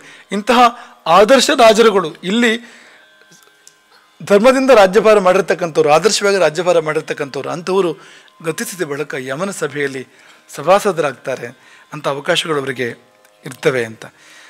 ಅಲ್ಲಿ ಹೋಗಬೇಕಾದ್ರೆ ಆ ರಾಜರುಗಳು ಅಶ್ವಮೇಧ ಯಜ್ಞ ಮಾಡಿರಬೇಕು, ಒಂದಲ್ಲ ಅನೇಕ ಬಾರಿ ಅಶ್ವಮೇಧ ಯಜ್ಞ ಮಾಡಿರಬೇಕು. ಅಂಥವರು ಅಲ್ಲಿ ಆ ಸಭೆಯಲ್ಲಿ ಸಭಾಸದರಾಗಿರ್ತಾರೆ. ಯಮನ ಸಭೆಯಲ್ಲಿ ಧರ್ಮ ಏವ ಪ್ರವರ್ತತೆ, ಧರ್ಮಕ್ಕೆ ಮಾತ್ರ ಸ್ಥಾನ. ಆ ಸಭೆಯಲ್ಲಿ ಅಧರ್ಮಕ್ಕೆ ಜಾಗ ಇಲ್ಲ. ಸಭಾಯಾಂ ಧರ್ಮರಾಜಸ್ಯ ಧರ್ಮ ಏವ ಪ್ರವರ್ತತೆ, ಧರ್ಮ ಒಂದೇ ನಡೆಯುವಂಥದ್ದು, ಅಧರ್ಮಕ್ಕೆ ಆಸ್ಪದವೇ ಇಲ್ಲ. ಆದರೆ ಈ ಭೂಲೋಕದ ಸಭೆಗಳಲ್ಲಿ ಸತ್ಯ, ಸುಳ್ಳು, ಧರ್ಮ, ಅಧರ್ಮ ಎಲ್ಲ ನಡೆಯುತ್ತೆ ಅಲ್ವಾ? ಅಲ್ಲಿ ಹಾಗಿಲ್ಲ. ಧರ್ಮ ಏವ ಪ್ರವರ್ತತೆ ನ ತತ್ರ ಪಕ್ಷಪಾತೋಸ್ತಿ, ಪಕ್ಷಪಾತ ಇಲ್ವಂತಲ್ಲಿ. ಈ ಲೋಕದ ಸಭೆಗಳಲ್ಲಾಗತ್ತೆ, ಅವನು ಯಾರೋ ಒಬ್ಬನು ಯೋಗ್ಯನಲ್ಲ, ಅದ್ರ ನಮ್ಮ ಭಾವನಂಟ ಅವನು ಅಂತ, ಆದರೆ ಒಂದು ಅವನಿಗೆ ಅನುಕೂಲ ಮಾಡಿಕೊಟ್ಬಿಡು ಅಂತ ಅಂಥದ್ದೆಲ್ಲ ನಡೆಯುತ್ತೆ ಇಲ್ಲಿ ಅಂತ. ಆದರೆ ಯಮನ ಸಭೆಯಲ್ಲಿ ಹಾಗಲ್ಲ, ಪಕ್ಷಪಾತ ಇಲ್ಲ. ಸರಿಯೋ ಸರಿ, ತಪ್ಪೋ ತಪ್ಪು, ಅವನು ಯಾರೇ ಆಗಿರಲಿ. ನಾನೃತಂ, ಸುಳ್ಳಿಲ್ಲ ಯಮನ ಸಭೆಯಲ್ಲಿ. ಸುಳ್ಳು ಆಡೋಕ್ಕೆ ಆಗೋಲ್ವಂತೆ ಅಂತ, ಆಪ್ಷನ್ನೇ ಇಲ್ಲ ಅಂತ. ನಿಮ್ಗೆ ಆ ಬುದ್ಧಿನೂ ಬರಲ್ಲ, ಆಡೋಕ್ಕೂ ಸಾಧ್ಯ ಆಗೋಲ್ಲ ಅಂತ. ಅನೃತ ಇಲ್ಲ ಅಲ್ಲಿ, ನಚ ಮತ್ಸರ. ಒಬ್ಬರನ್ನ ಕಂಡು ಒಬ್ಬರಿಗೆ ಹೊಟ್ಟೆ ಕೆಚ್ಚು, ಅವನಿಗೆ ಭಾಷಣಕ್ಕೆ ಅವಕಾಶ ಸಿಕ್ತು, ನಂಗೆ ಸಿಗಲಿಲ್ಲ, ಅವನು ಮಿಂಚಿದ, ನಾನು ಪಾತ್ರ ಮೂಲೆಯಲ್ಲಿ ಕೂತ್ಕೊಂಡಿದ್ದೇನೆ, ಮತ್ಸರ ಇದೆಯಲ್ಲ, ಈ ಭಾವ ಇಲ್ವಂತೆ ಅಲ್ಲಿ ಯಮನ ಸಭೆಯಲ್ಲಿ. ಹೀಗಿದ್ರೆ ಎಷ್ಟು ಚೆನ್ನಾಗಿರ್ತಿತ್ತಲ್ವಾ? ಎಲ್ಲ ಜ್ಞಾನಿಗಳೇ, ಸರ್ವೇ ಶಾಸ್ತ್ರವಿಧ, ಎಲ್ಲರೂ ಧರ್ಮಪರಾಯಣರು, ಧರ್ಮವೇ ಸರ್ವಸ್ವ, ಧರ್ಮವೇ ಶ್ರೇಷ್ಠ ಎನ್ನುವ ಭಾವ ಇರ್ತಕ್ಕಂಥವ್ರು. ಅಂಥವರು ಅಲ್ಲಿ ವೈವಸ್ವತನ ಯಮನ ಉಪಾಸನೆ ಮಾಡ್ತಾರೆ. ಇದು ಯಮನ ಸಭೆಯ ರೀತಿ. ಈಗ ನಮಗೆ ಬೇಕಾಗೋದು ಬರುತ್ತೆ. ಈಗ ಅಲ್ಲ ಸಮಾಧಾನವಾಗಿ ಕೇಳಬೇಕು. ಇಲ್ಲಿ ಹೋಗೋದಕ್ಕೆ 4 ಅಂದರೆ ಯಮಲೋಕಕ್ಕೆ 4 ದ್ವಾರಗಳು, ಆದರೆ 3 ದ್ವಾರಗಳಿಂದ ಹೋದವ್ರಿಗೆ ಮಾತ್ರವೇ ಈ ಸಭೆಗೆ ಹೋಗ್ಲಿಕ್ಕಾಗತ್ತೆ. ಯಾವುವು 3 ದ್ವಾರಗಳು? 3 ದ್ವಾರಗಳು. ಪೂರ್ವ ದಕ್ಷಿಣ ಇಲ್ಲ, ಪೂರ್ವ ಪಶ್ಚಿಮ ಉತ್ತರ.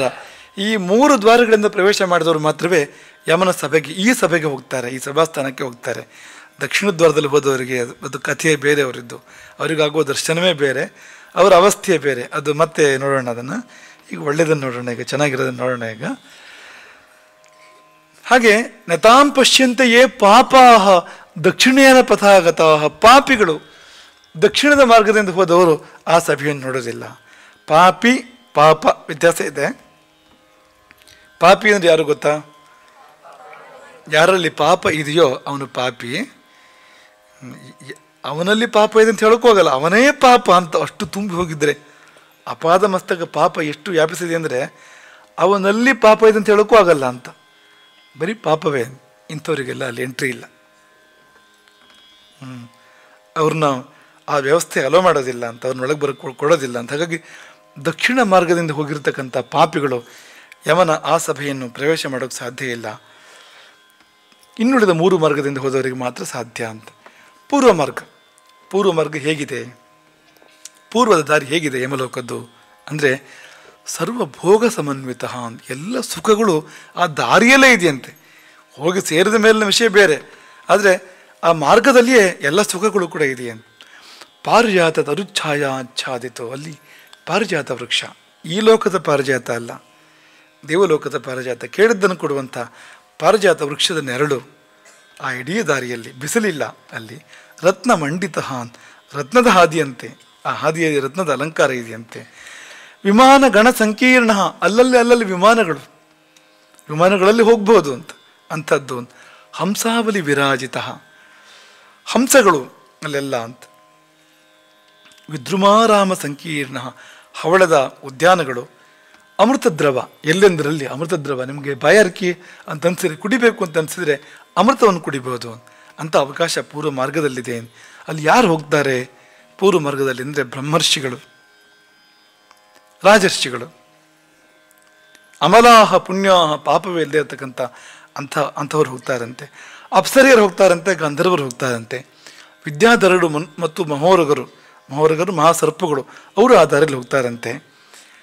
ಆಮೇಲೆ ಮನುಷ್ಯರ ಮಧ್ಯದಲ್ಲಿ ಯಾರು ಹೋಗ್ತಾರೆ ಅಂದರೆ ದೇವತಾರಾಧಕಾಹ, ಯಾರು ದೇವತೆಗಳ ಆರಾಧನೆ ಮಾಡ್ತಾರೋ ಈ ಲೋಕದಲ್ಲಿ ಅವರಿಗೆ ಆ ದಾರಿ ತೆರೆದಿದೆ. ಶಿವಭಕ್ತಿ ಪರಾಯಣ, ಯಾರು ಶಿವಭಕ್ತರೋ, ಶಿವಭಕ್ತರು ಅಂದೇನು ಸರಿಯಾದ ಭಕ್ತಿ ಇರಬೇಕು. ಅಪರೂಪಕ್ಕೂ ಅನ್ಸುತ್ತೆ ಈಶ್ವರನ ನೆನಪು ಮಾಡಿಕೊಂಡು ನಾನು ಶಿವಭಕ್ತ ಅಂತ ಅನ್ನೋದಲ್ಲ, ನಿಜವಾದ ಭಕ್ತಿ ಇರಬೇಕು. ಅಂತಹ ಶಿವಭಕ್ತಿ ಪರಾಯಣರು ಅಲ್ಲಿ ಹೋಗ್ತಾರಂತೆ. ಮತ್ತಾರು ಹೋಗ್ತಾರೆ ಬೇಸಿಗೆಯಲ್ಲಿ, ಇಂಥ ಬಿರು ಬೇಸಿಗೆಯಲ್ಲಿ ಯಾರು ಕುಡಿಯುವ ನೀರಿನ ವ್ಯವಸ್ಥೆ ಮಾಡ್ತಾರೋ, ತಮಗೆ ಬೇಕಾದವರಿಗೆಲ್ಲ, ದಾರಿ ಹೋಕರಿಗೆ, ಸಂಬಂಧವೇ ಇಲ್ಲದೆ ಇರ್ತಕ್ಕಂಥವ್ರು, ಮಾರ್ಗ ಮಧ್ಯದಲ್ಲಿ ನಡೆದು ಹೋಗ್ತಕ್ಕಂಥ ದಾರಿ ಅವತ್ತಿನ ಕಾಲದಲ್ಲಿ ತುಂಬ ಇದ್ದಿದ್ದು. ಬಾಯಾರಿ ಬಳಲಿದವರಿಗೆ ನೀರಿನ ವ್ಯವಸ್ಥೆ ಮಾಡ್ತಾರಲ್ಲ, ಅವರಿಗೆ ಆ ದಾರಿ ತೆರೆಯುತ್ತೆ. ಮಾಘೆ ಕಾಷ್ಟಪ್ರದಾಯಿನ, ಚಳಿಗಾಲದಲ್ಲಿ ಮಿತಿಮೀರಿದ ಚಳಿ ಇದ್ದಾಗ ಕಷ್ಟಪಡುವವರಿಗೆ ಮೈ ಬೆಚ್ಚಗೆ ಮಾಡ್ಕೊಳ್ಳಿಕ್ಕೆ ವ್ಯವಸ್ಥೆ ಕೊಡ್ತಕ್ಕಂಥವ್ರು, ಬೆಂಕಿಯೋ ಅಥವಾ ಬಟ್ಟೆಯೋ ಅಂಥದ್ದನ್ನೆಲ್ಲ ಕೊಟ್ಟು ಆ ಚಳಿಯಿಂದ ರಕ್ಷಣೆ ಕೊಡ್ತಕ್ಕಂಥವ್ರು. ಅಂತಹ ಇದು ಉದಾಹರಣೆ ಅಷ್ಟೇ ಅಂತ. ಉಪಕಾರಿಗಳು, ಕಷ್ಟದಲ್ಲಿ ಇದ್ದವರಿಗೂ ಸಹಾಯ ಮಾಡ್ತಕ್ಕಂಥವರು. ಹಾಗೆ ಮಳೆಗಾಲದಲ್ಲಿ, ಚಳಿಗಾಲ ಬೇಸಿಗೆಗಾಲ ಎರಡೂ ಆಯ್ತಲ್ಲ, ಮಳೆಗಾಲ ಬಂದಾಗ ವಿರಕ್ತರು, ಸನ್ಯಾಸಿಗಳು, ಅಂಥವ್ರಿಗೆ ಚಾತುರ್ಮಾಸ್ಯ ಆಚರಣೆ ಮಾಡೋದಕ್ಕೆ ಒಂದು ವ್ಯವಸ್ಥೆ ಮಾಡಿಕೊಡ್ತಕ್ಕಂಥವ್ರು, ಅವರಿಗೆ ಆಶ್ರಯ ಕಲ್ಪನೆ ಮಾಡಿ ಇಡೀ ಚಾತುರ್ಮಾಸ್ಯ ವ್ರತವನ್ನು ನಡೆಯುವಂತೆ ಮಾಡಿಕೊಡ್ತಕ್ಕಂಥವ್ರು, ದಾನಮಾನಗಳನ್ನು ಮಾಡ್ತಕ್ಕಂಥವ್ರು, ಅವರಿಗೂ ಆ ದಾರಿ ತೆರೆದಿದಂತೆ. ಅಷ್ಟು ಮಾತ್ರ ಅಲ್ಲ, ಯಾರಿಗೂ ಬೇಜಾರಾಗಿದೆ ಅಂತ ಅನ್ಕೊಳ್ಳಿ, ಯಾರಿಗೂ ತುಂಬ ದುಃಖ ಆಗಿದೆ, ಸಮಾಧಾನ ಹೇಳ್ತಕ್ಕಂಥವ್ರು ಹೋಗಿ ನೋಡಿ, ನಿಮಗೆಲ್ಲ ಅವಕಾಶ ಇದೆ ನೋಡಿ. ಯಾರು ನೊಂದಿದ್ದಾನೆ, ಬಹಳ ಕಷ್ಟಪಡ್ತಾ ಇದ್ದಾನೆ, ಅವನಿಗೆ ಸಾಂತ್ವನ ಹೇಳ್ತಕ್ಕಂಥವ್ರು, ಸಮಾಧಾನ ಮಾಡ್ತಕ್ಕಂಥವ್ರು ಅಂಥವನನ್ನು. ದುಃಖಿತಸ್ಯ ಅಮೃತಂ ಬ್ರೂತೆ, ಅಮೃತ ಸದೃಶವಾದ ಮಾತನ್ನು ದುಃಖಿತನ ಬಳಿ ಹೋಗಿ ಆಡ್ತಕ್ಕಂಥವ್ರು, ಹಾಗೆ ಆಶ್ರಯ ಕೊಡ್ತಕ್ಕಂಥವ್ರು.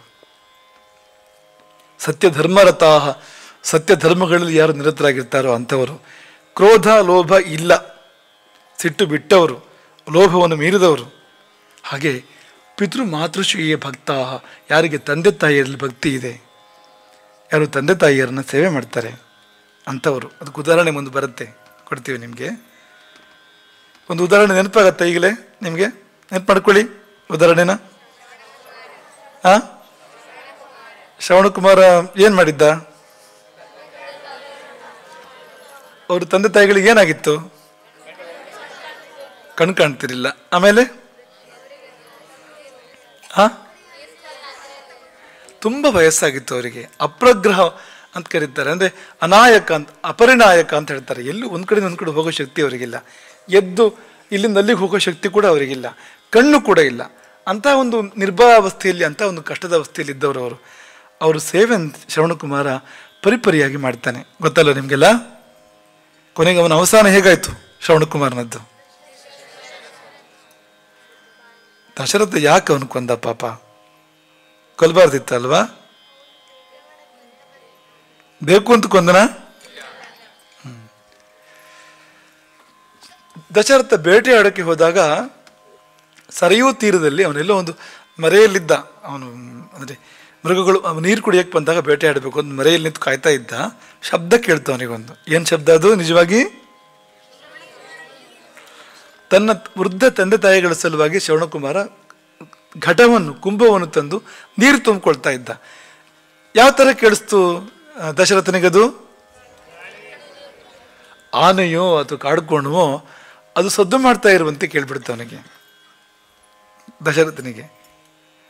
ಎಂಥ ಬಾಣವನ್ನು ಬಿಟ್ಟ? ನೋಡಿ ಬಾಣ ಪ್ರಯೋಗ ಮಾಡಿದ್ದಲ್ಲ ಅವನು, ಶಬ್ದವೇದಿ ಅಂತ. ಆ ಶಬ್ದದ ಮೇಲೆ ಒಂದು ಅಂದಾಜು ಮಾಡಿ ಎಲ್ಲಿ ತಲೆ ಇರ್ಬೋದು, ಎಲ್ಲಿ ಎದೆ ಇರ್ಬೋದು, ಆ ಶಬ್ದ ಬಂದ ಲೆಕ್ಕದಲ್ಲಿ ಹಾಗೆ ಬಾಣ ಪ್ರಯೋಗ ಮಾಡಿದ್ದು. ಅದಾಗಿ ಶ್ರವಣಕುಮಾರ ಸತ್ತು ಹೋಗ್ತಾನೆ.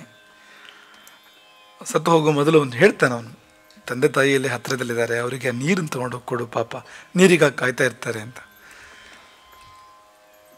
ದಶರಥ ಆ ತಂದೆ ತಾಯಿರು ನೀರು ಕೊಟ್ಟು ಆಮೇಲೆ ಅವ್ರಿಗೆ ವಿಷಯ ಹೇಳಿ ಕರ್ಕೊಂಡು ಬರ್ತಾನೆ, ಈ ಜಾಗಕ್ಕೆ ಕರ್ಕೊಂಡು ಬರ್ತಾನೆ. ಆ ಶವವನ್ನು ಅವರು ಮುಟ್ಟಿಯಾರು, ಅವರು ಕೊನೆಗೆ ಅಂತಿಮ ದರ್ಶನ ಅಲ್ಲ, ಅಂತಿಮ ಸ್ಪರ್ಶ ಅವರು ಮಾಡಬೇಕಲ್ಲ, ಕರ್ಕೊಂಡು ಬರ್ತಾನೆ ದಶರಥ.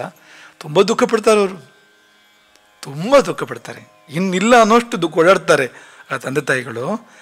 ಆಗ ಆ ಸಮಯದಲ್ಲಿ ಒಂದು ದೃಶ್ಯ ನಡೆಯುತ್ತೆ ಅಲ್ಲಿ. ಏನು ದೃಶ್ಯ? ಶ್ರವಣಕುಮಾರ ಆ ಅವನ ಶವದಿಂದ ಮೇಲಕ್ಕೆ ಇಡ್ತಾನೆ ಅಂತ. ಶವ ಹಾಗೆ ಇರುತ್ತೆ, ಶವ ಬಿದ್ದೇ ಇರುತ್ತೆ. ಸತ್ತು ದಿವ್ಯೇನ ರೂಪೇಣ, ದಿವ್ಯ ರೂಪವನ್ನು ಧರಿಸಿ ಆ ಮುನಿಪುತ್ರ ಶ್ರವಣಕುಮಾರ ಮೇಲಕ್ಕೆದ್ದ. ಸ್ವಕರ್ಮಭಿ, ತಾನು ಮಾಡಿದ ಕರ್ಮಗಳು, ತಾನು ಮಾಡಿದ ಪಿತೃಮಾತೃ ಸೇವೆ ಇದೆಯಲ್ಲ, ತಂದೆ ತಾಯಿಯರ ಸೇವೆ ಇದೆಯಲ್ಲ, ಆ ಸೇವೆಯ ಫಲವಾಗಿ ಆ ಶ್ರವಣಕುಮಾರ ದಿವ್ಯ ರೂಪವನ್ನು, ದೇವತಾ ಪುರುಷನ ರೂಪವನ್ನು ಧಾರಣೆ ಮಾಡಿ ಮೇಲಕ್ಕೆ ಇಡ್ತಾನೆ, ಆಕಾಶಕ್ಕೆ ಇಡ್ತಾನವನು. ಸ್ವರ್ಗ ಮಧ್ಯಾರೋಹದ್ ಕ್ಷಿಪ್ರಂ ಚಕ್ರೇಣ ಸಹ ಧರ್ಮವಿತು. ಅವನನ್ನು ಕರ್ಕೊಂಡು ಹೋಗಕ್ಕೆ ಯಾರು ಬಂದಿದ್ರು? ಇಂದ್ರ ಬಂದಿದ್ದ, ದೇವತೆಗಳ ರಾಜ ಬಂದಿದ್ದ, ಯಮದೂತರಲ್ಲ, ಸಾಕ್ಷಾತ್ ದೇವತೆಗಳ ದೊರೆ ಆತನನ್ನು ಕರ್ಕೊಂಡು ಹೋಗೋದಕ್ಕೋಸ್ಕರವಾಗಿ ಅಲ್ಲಿಗೆ ಬಂದಿದ್ದ. ವಿಮಾನವನ್ನು ತೆಗೆದುಕೊಂಡು ಬಂದಿದ್ದ ಇಂದ್ರ. ಹಾಗಾಗಿ ದಿವ್ಯ ರೂಪವನ್ನು ತಾಳಿ, ದಿವ್ಯ ವಸ್ತುಗಳನ್ನು ಧಾರಣೆ ಮಾಡಿ, ದಿವ್ಯಾಭರಣಗಳನ್ನು ಧಾರಣೆ ಮಾಡಿ, ದಿವ್ಯ ವಿಮಾನವನ್ನು ಏರಿ ಸ್ವರ್ಗಕ್ಕೆ ಇರ್ತಾನೆ ಶ್ರವಣಕುಮಾರ.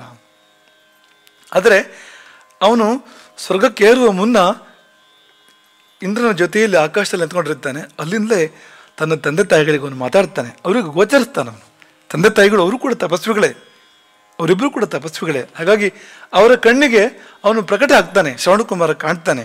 ಆಪಭಾಷೆ ಚತೌ ವೃದ್ಧೌ, ಅವರಿಬ್ಬರಿಗೂ ಅವನು ಮಾತಾಡ್ತಾನೆ ಶ್ರವಣಕುಮಾರ. ಏನು ಮಾತಾಡ್ತಾನೆ ಅಂದರೆ ಅವ್ರನ್ನ ಸಂತೈಸ್ತಾನೆ, ಸಮಾಧಾನ ಮಾಡ್ತಾನೆ. ನೋಡಿ, ನನಗಿಷ್ಟು ಒಳ್ಳೆಯದಾಗಿದೆ, ನನಗೇನು ಕೆಟ್ಟದಾಗಿಲ್ಲ. ಆ ಶರೀರ ಹೋಗಿ ಈ ಶರೀರ ಬಂತು. ಯಾರಾದರೂ ನಿಮ್ಮ ಕೈಯಿಂದ ಕಬ್ಬಣ ತಗೊಂಡು ಚಿನ್ನ ಕೊಡೋದಾದ್ರೆ ನಿಮ್ಗೆ ಒಳ್ಳೇದಾಯ್ತು ಕೆಟ್ಟದಾಯ್ತು ಅಲ್ವಾ? ಅದಾಗಿದ್ದಲ್ಲಿ ಈ ಮನುಷ್ಯ ಶರೀರ ತುಂಬ ದುರ್ಬಲ, ತುಂಬ ಅದು ಯೋಗ್ಯತೆ ತುಂಬ ಕಡಿಮೆ ಆ ದೇವ ಶರೀರದ ದೃಷ್ಟಿಯಿಂದ. ಅಂಥ ಅದ್ಭುತವಾಗಿರುವಂಥ ಶರೀರ ಅದು ಅಂತ. ಹಾಗಾಗಿ ಅವನು ಹೇಳ್ತಾನೆ, ಆ ತಂದೆ ತಾಯಿಯನ್ನು ಸಂತೈಸಿ ಅವರಿಬ್ಬರಿಗೂ ಅವನು ಹೇಳ್ತಾನೆ, ನಿಮ್ಮ ದಯೆಯಿಂದ ನಿಮ್ಮ ಸೇವೆಯಿಂದ ನನಗಿದೆಲ್ಲ ಪ್ರಾಪ್ತ ಆಯಿತು. ಅವನು ಬೇರೆ ಏನೂ ಮಾಡಿಲ್ಲ ಶ್ರವಣಕುಮಾರ. ಯಜ್ಞ ಮಾಡಿದ್ನಾ, ಯಾಗ ಮಾಡಿದ್ನಾ? ಇಲ್ಲ. ದಾನ ಮಾಡಿದ್ನಾ, ಮತ್ತೊಂದು ಮಾಡಿದ್ನಾ? ಏನೂ ಇಲ್ಲ. ಮಾಡಿದ್ದೇನು ಅಂದರೆ ತಂದೆ ತಾಯಿ ಸೇವೆ.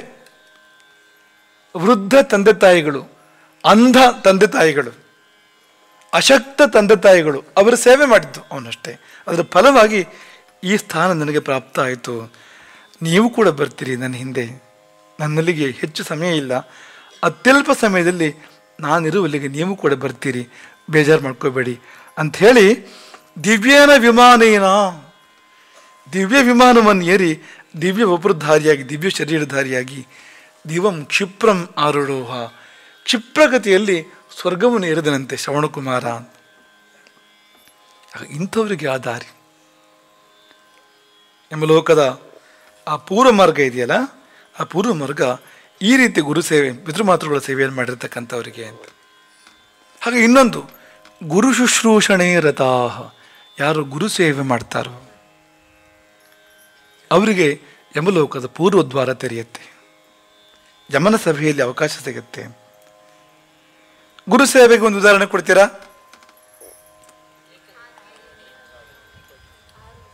ಏಕಲವ್ಯ ಗುರು ಸೇವೆ ಮಾಡಲಿಲ್ಲ, ಗುರು ಭಕ್ತಿ ಮಾಡಿದ್ದು. ಅವನು ಗುರು ಸೇವೆ ಮಾಡಿದ್ದು ಅದು. ಮತ್ತೆ ಕರ್ಣ, ಮತ್ತೆ ಬಬ್ರುವಾನ, ಮತ್ತೆ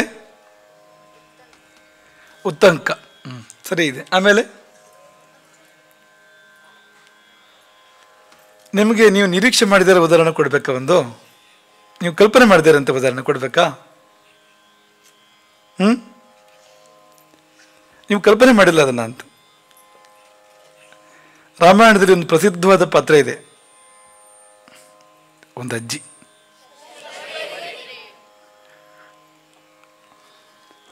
ಅವಳಿಗೆ ಏನಾಯ್ತು ಅಂತ ಗೊತ್ತು ನಿಮಗೆಲ್ಲ ಅಲ್ವಾ? ರಾಮನ ದರ್ಶನ, ರಾಮನ ಸೇವೆ ಮಾಡ್ತಾಳಲ್ಲ ಅವಳು, ಹೇಗಾಯ್ತು ಗೊತ್ತಾ ನಿಮಗೆ? ಅದು ಗುರು ಸೇವೆ ಮಾಡಿರ್ತಾಳೆ ಶಬರಿ.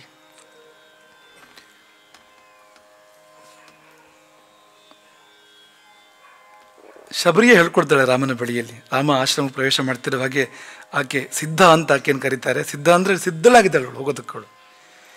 ಒಂದು ಸಣ್ಣ ಒಂದು ಚಿಕ್ಕ ತಡೆ ಅಷ್ಟೇ, ರಾಮನ ನೋಡ್ತಿರಾಗೆ ಕರ್ಗೋಗುತ್ತದು. ಸಿದ್ಧಿ ಆಗ್ಬಿಟ್ಟಿದೆ ಅವಳಿಗೆ, ಅಂಥವಳು ಅಂತ.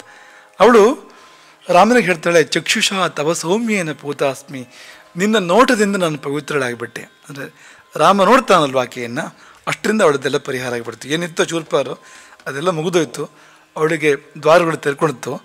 ಹಾಗಾಗಿ ನಿನ್ನ ಕೃಪೆಯಿಂದ ನಾನು ಆ ದೇವಲೋಕಗಳನ್ನು, ದಿವ್ಯ ಲೋಕಗಳನ್ನು ನಾನು ಏರ್ತೇನೆ ಅಂತೆಲ್ಲ ಹೇಳಿ ಅವಳು ತನ್ನ ಗುರುಗಳ ಬಗ್ಗೆ ಹೇಳ್ತಾಳೆ.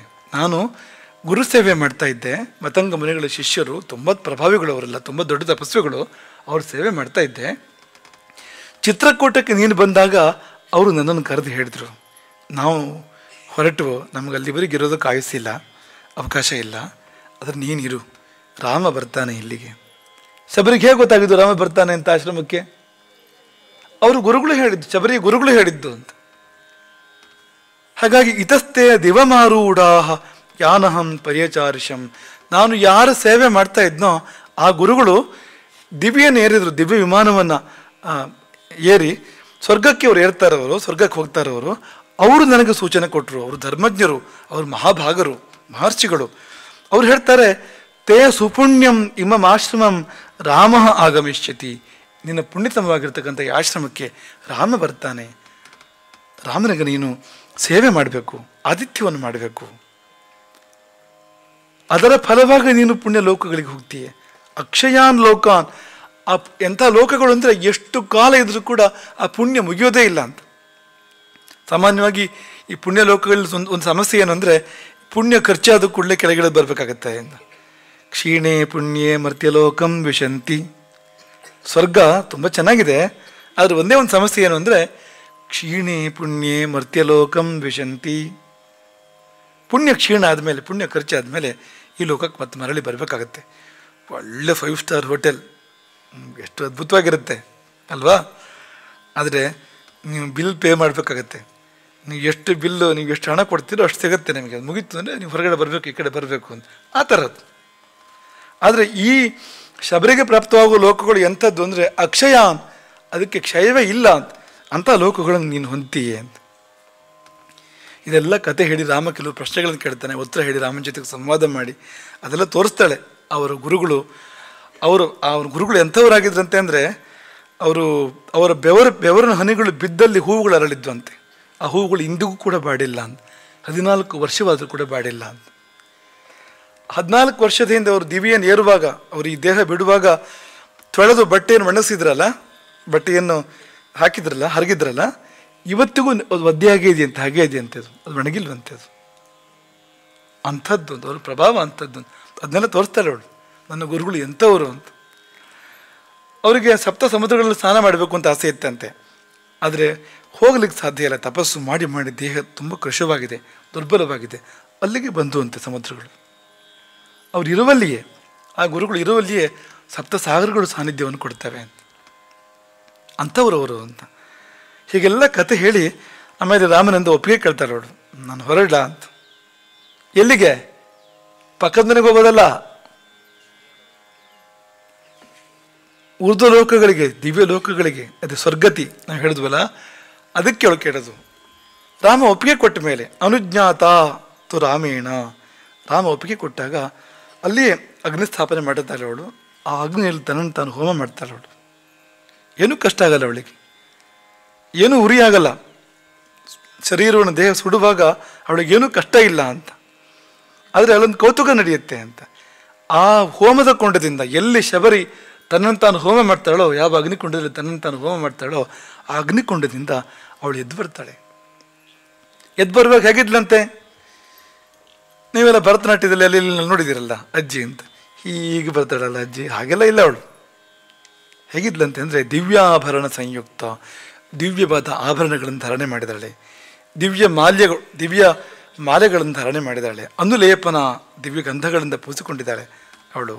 ದಿವ್ಯಾಂಬರಧರ ಪೀತಾಂಬರವನ್ನು ಸೊಗಸಾದ ಬಟ್ಟೆಯನ್ನು ಧಾರಣೆ ಮಾಡಿದಾಳೆ. ಬಭೂವ ಪ್ರಿಯ ದರ್ಶನ, ನೋಡಿದರೆ ನೋಡಬೇಕು, ಇನ್ನೊಮ್ಮೆ ನೋಡಬೇಕು, ಮತ್ತೊಮ್ಮೆ ನೋಡಬೇಕು, ನೋಡ್ತಾ ಇರಬೇಕು ಎನ್ನುವಂಥ ರೂಪ ಆಕೆಗೆ ಬಂತು. ವಿರಾಜಯಂತಿ ತಮ್ಮ ದೇಶಂ ವಿದ್ಯುತ್ ಸೌದಾಮನೀಯತ, ಆ ಇಡೀ ಪ್ರದೇಶವನ್ನು ಬೆಳಗಿದ್ಲಂತೆ ಅವಳು ತನ್ನ ಪ್ರಭೆಯಿಂದ. ಮಿಂಚುವಾಗ ಒಮ್ಮೆ ಎಲ್ಲ ಕಡೆ ಬೆಳಕು ಹೊಮ್ಮುವ ಹಾಗೆ ಆಕೆಯ ಮೈಯಿಂದ ಹೊಮ್ಮಿದ ಪ್ರಭೆಗೆ ಆ ಕಾಡೆ ಬೆಳಕಾಯಿತು ಅಂತ.